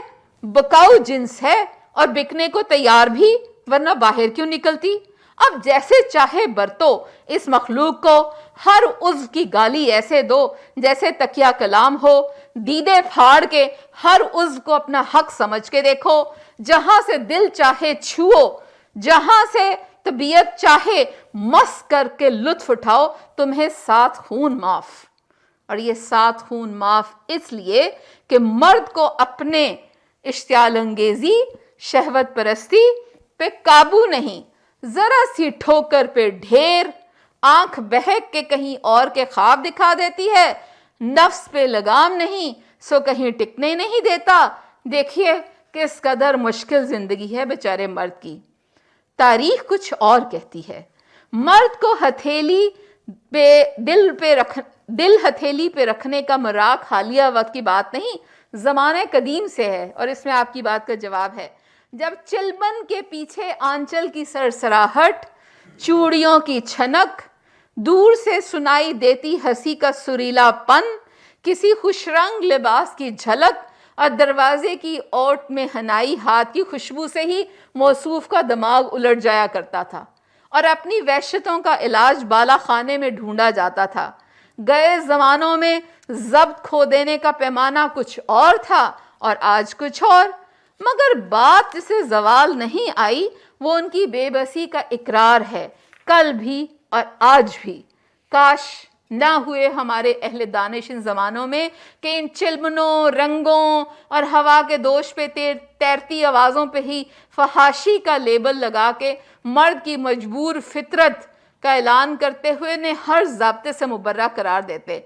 مسئلہ کل بھی یہی تھا اور آج بھی کہ مرد کے لیے عورت کل بھی ملکیت تھی, آج بھی ملکیت ہے. مرد چاہے اسے ریپ کرے, چاہے ونی کے طور پہ زندہ درگور کرے, چاہے جسم کو مضروب کرے, چاہے اخلاقی طور پہ معتوب ٹھہرائے, چاہے آگ میں جلا کے راکھ کر دے, چاہے زندہ دفن کر دے, چاہے قرآن سے بیاہ دے, یا چاہے قبر میں پڑی کو جا کے ریپ کرے. یہ ان کی صوابدید اور عورت کا مقدر ہے. مرد کے ذہن میں صدیوں سے فیڈ یہ ڈیٹا ना जाने कैसे मिटेगा। आप समझ आई? लेकिन आपने बताया नहीं वो कैसे मिटेगा। आप खुद पूछें कैसे मिटेगा। सेल्फ अकाउंटेबिलिटी बेटा, मैं तो तुम्हारे दिमाग से कुछ नहीं वाइप कर सकती, ठीक है? मैं कैसे, मेरे हाथ में होता सबकी खोपड़ी खोलती, अंदर से एक पोछा लगाती, ठीक है, और पुराना डाटा फीड कर देती। This is not possible. कौन करेगा? खुद सोचो, किस लिए अक्ल दी है, फहम किस लिए मिला है, दानिश किसका नाम है, कि सोचो। मर्द हो तो मर्द बन के रहो। मैं यही कहती हूँ, वो मर्द नहीं नामर्द है जो औरत पे हाथ उठाता है, वो मर्द नहीं नामर्द है जो औरत को मजरूब करता है। अरे हम जैसों को मजरूब करते हो, हिम्मत है तो अपने जैसों से मुकाबला करो, ठीक है? ना मर्द ना बनो, ये नामर्दी है। औरत पे हमला करना ये नामर्दी है। चूँकि ये हमारे फेसबुक पेज पे लाइव भी जाता है, मैं उन ऑनलाइन दोस्तों की नुमाइंदगी के लिए चंद एक नाम और एक दो रिमार्क्स रख लेता हूँ, क्योंकि वो खफा होते हैं कि हमें आप भूल जाते हैं। नैनी गुल हैं, वो आपकी तहरीरों की वो अप्रिशिएट कर रही हैं कि आप बहुत अच्छा लिखती हैं और अवेयरनेस के लिए लिखती रहे। इमरान राशिद हैं, वो इस पर अफसोस कर रहे हैं कि उनके इल्म में नहीं था कि आज ये इवेंट है, वरना वो ज़रूर हाज़िर होते। लियो हैं हमारे रेगुलर जो हैं ये सुनने वाले और देखने वाले, ये कह रहे हैं एक्सीलेंट टॉक। रज़ा हैदर कह रहे हैं बेहतरीन। Thank you. फ़िज़िक्स लर्नर, मुझे इनका नाम या जेंडर का नहीं आइडिया, मगर इन्होंने लिखा है कि शायद इसलिए कहा गया कि किसी अक्लमंद इंसान से कुछ देर बात करना हज़ारों किताबें पढ़ने से बेहतर है। तो चलें, आपकी किताबों से तो पढ़े ना पढ़े, लेकिन आपकी बात सुन के यकीनन उनके लिए भी आसानी हुई है। But this is disappointment because my books are my kids and I have spent a lot of time in writing and every word gives you something. नहीं, वो आपकी, इन्होंने गालिबन किताबों के नाम पूछे, वो यकीनन पढ़ लेंगे। मुझे फेमिनिस्ट ना कहो, ज़िंदगी से डरते हो, ताज़ा किताब आई है, औरत भी ख्वाब देखती है, और पहली किताब कमल फूल और तितलियों के पंख। हाँ चलें, और उम्मीद है कि आप मज़ीद लिखती रहेंगी और हम अपनी इस्लाह करने का हम सबको मौका मिलता रहेगा। लाला रुख बुखारी, आपकी उस गुफ्तगू को कि जो ख़वातीन जो मेडिकल फील्ड में होती है और उनको काम नहीं करने दिया जाता, जो भी फैमिली या सोसाइटल प्रेशर है, उनका ये कहना है कि लेडी डॉक्टर्स पर कम से कम 25 साल तक मुलाजमत करने की पाबंदी होनी चाहिए। 6 साल में लेडी डॉक्टर्स बनती हैं, उन पर वतन के मरीज़ों का इलाज कर्ज है, वो घर में हांडी रोटी के लिए कैसे बैठ सकती हैं। इसके अलावा डॉक्टर सनोबर अल्ताफ़ हैं, वो कह रही हैं बहुत शुक्रिया डॉक्टर ताहिरा, मेरा ख्याल है कि आप पहली खातून हैं जिन्होंने गायनी फेमिनिज़म पर ना सिर्फ बात की है बल्कि अपनी तहरीरों के ज़रिए इस मसले पर बहुत से लोगों को झंझोड़ कर जगाया है। जाते जाते एक कमेंट है मोहम्मद मुनीर जामन का, वो कह रहे हैं कि ये पिदरसरी मुआशरा है और अफसोस इस चीज़ का है कि औरत के ऊपर जुल्म करने वालों में यानी औरत ख़ुद भी शामिल है। यानी I don't agree with that, that is conditioning. बिल्कुल आप दुरुस्त कह रही हैं, कंडीशनिंग है। मैं ख़ुद, चूँकि मेरे हाथ में माइक है, मैं भी इस मौके का फ़ायदा उठाऊँ। हमारा मुआशरा एक, जिस तरह वो यूनान के ड्रामे अलमिया या ट्रेजिक होते हैं, हमारा मुआशरा भी एक ट्रेजेडी की एक मंजरकशी करता है। ख़वातीन के साथ जो जुल्म और जितना आपने हाईलाइट किया है, on the dot, spot on, बिल्कुल दुरुस्त है। मैं इसमें सिर्फ ये इजाफ़ा करूँगा कि बदनसीबी ये है कि मर्द को ख़ुद भी नहीं पता होता कि उसके साथ क्या हो रहा है। यानी जब एक लड़का बलूगत से गुज़र रहा होता है तो उसको भी कोई गाइडेंस नहीं मिल रही होती, लिहाजा उसकी जो सोर्स ऑफ इंफॉर्मेशन है वो या तो अपनी एज ग्रुप के लोग हैं जिनको ख़ुद भी नहीं मालूम, डिस इन्फॉर्मेशन है, या ऑनलाइन जो उसको ज़राए से मनफी मालूमात मिलती है और फिर उसके बाद वो अताइयों और हकीमों के हत्थे चढ़ जाते हैं। उसकी अपनी कंडीशनिंग भी बहुत गलत होती है और फिर वही आगे रिफ़्लेक्ट कर रही होती है। और अनफॉर्चुनेटली सिर्फ बच्चियाँ या लड़कियाँ, ख़वातीन ही नहीं, लड़कों बच्चों के साथ भी जो हरासमेंट और एब्यूज़ होता है वो सोसाइटी को वही लौटा रहे होते हैं जो उनको मिल रहा होता है। It is a vicious cycle, इसको हम सब लोगों ने मिलकर बदलना है। आपने जो बातें की हैं बिल्कुल दुरुस्त हैं।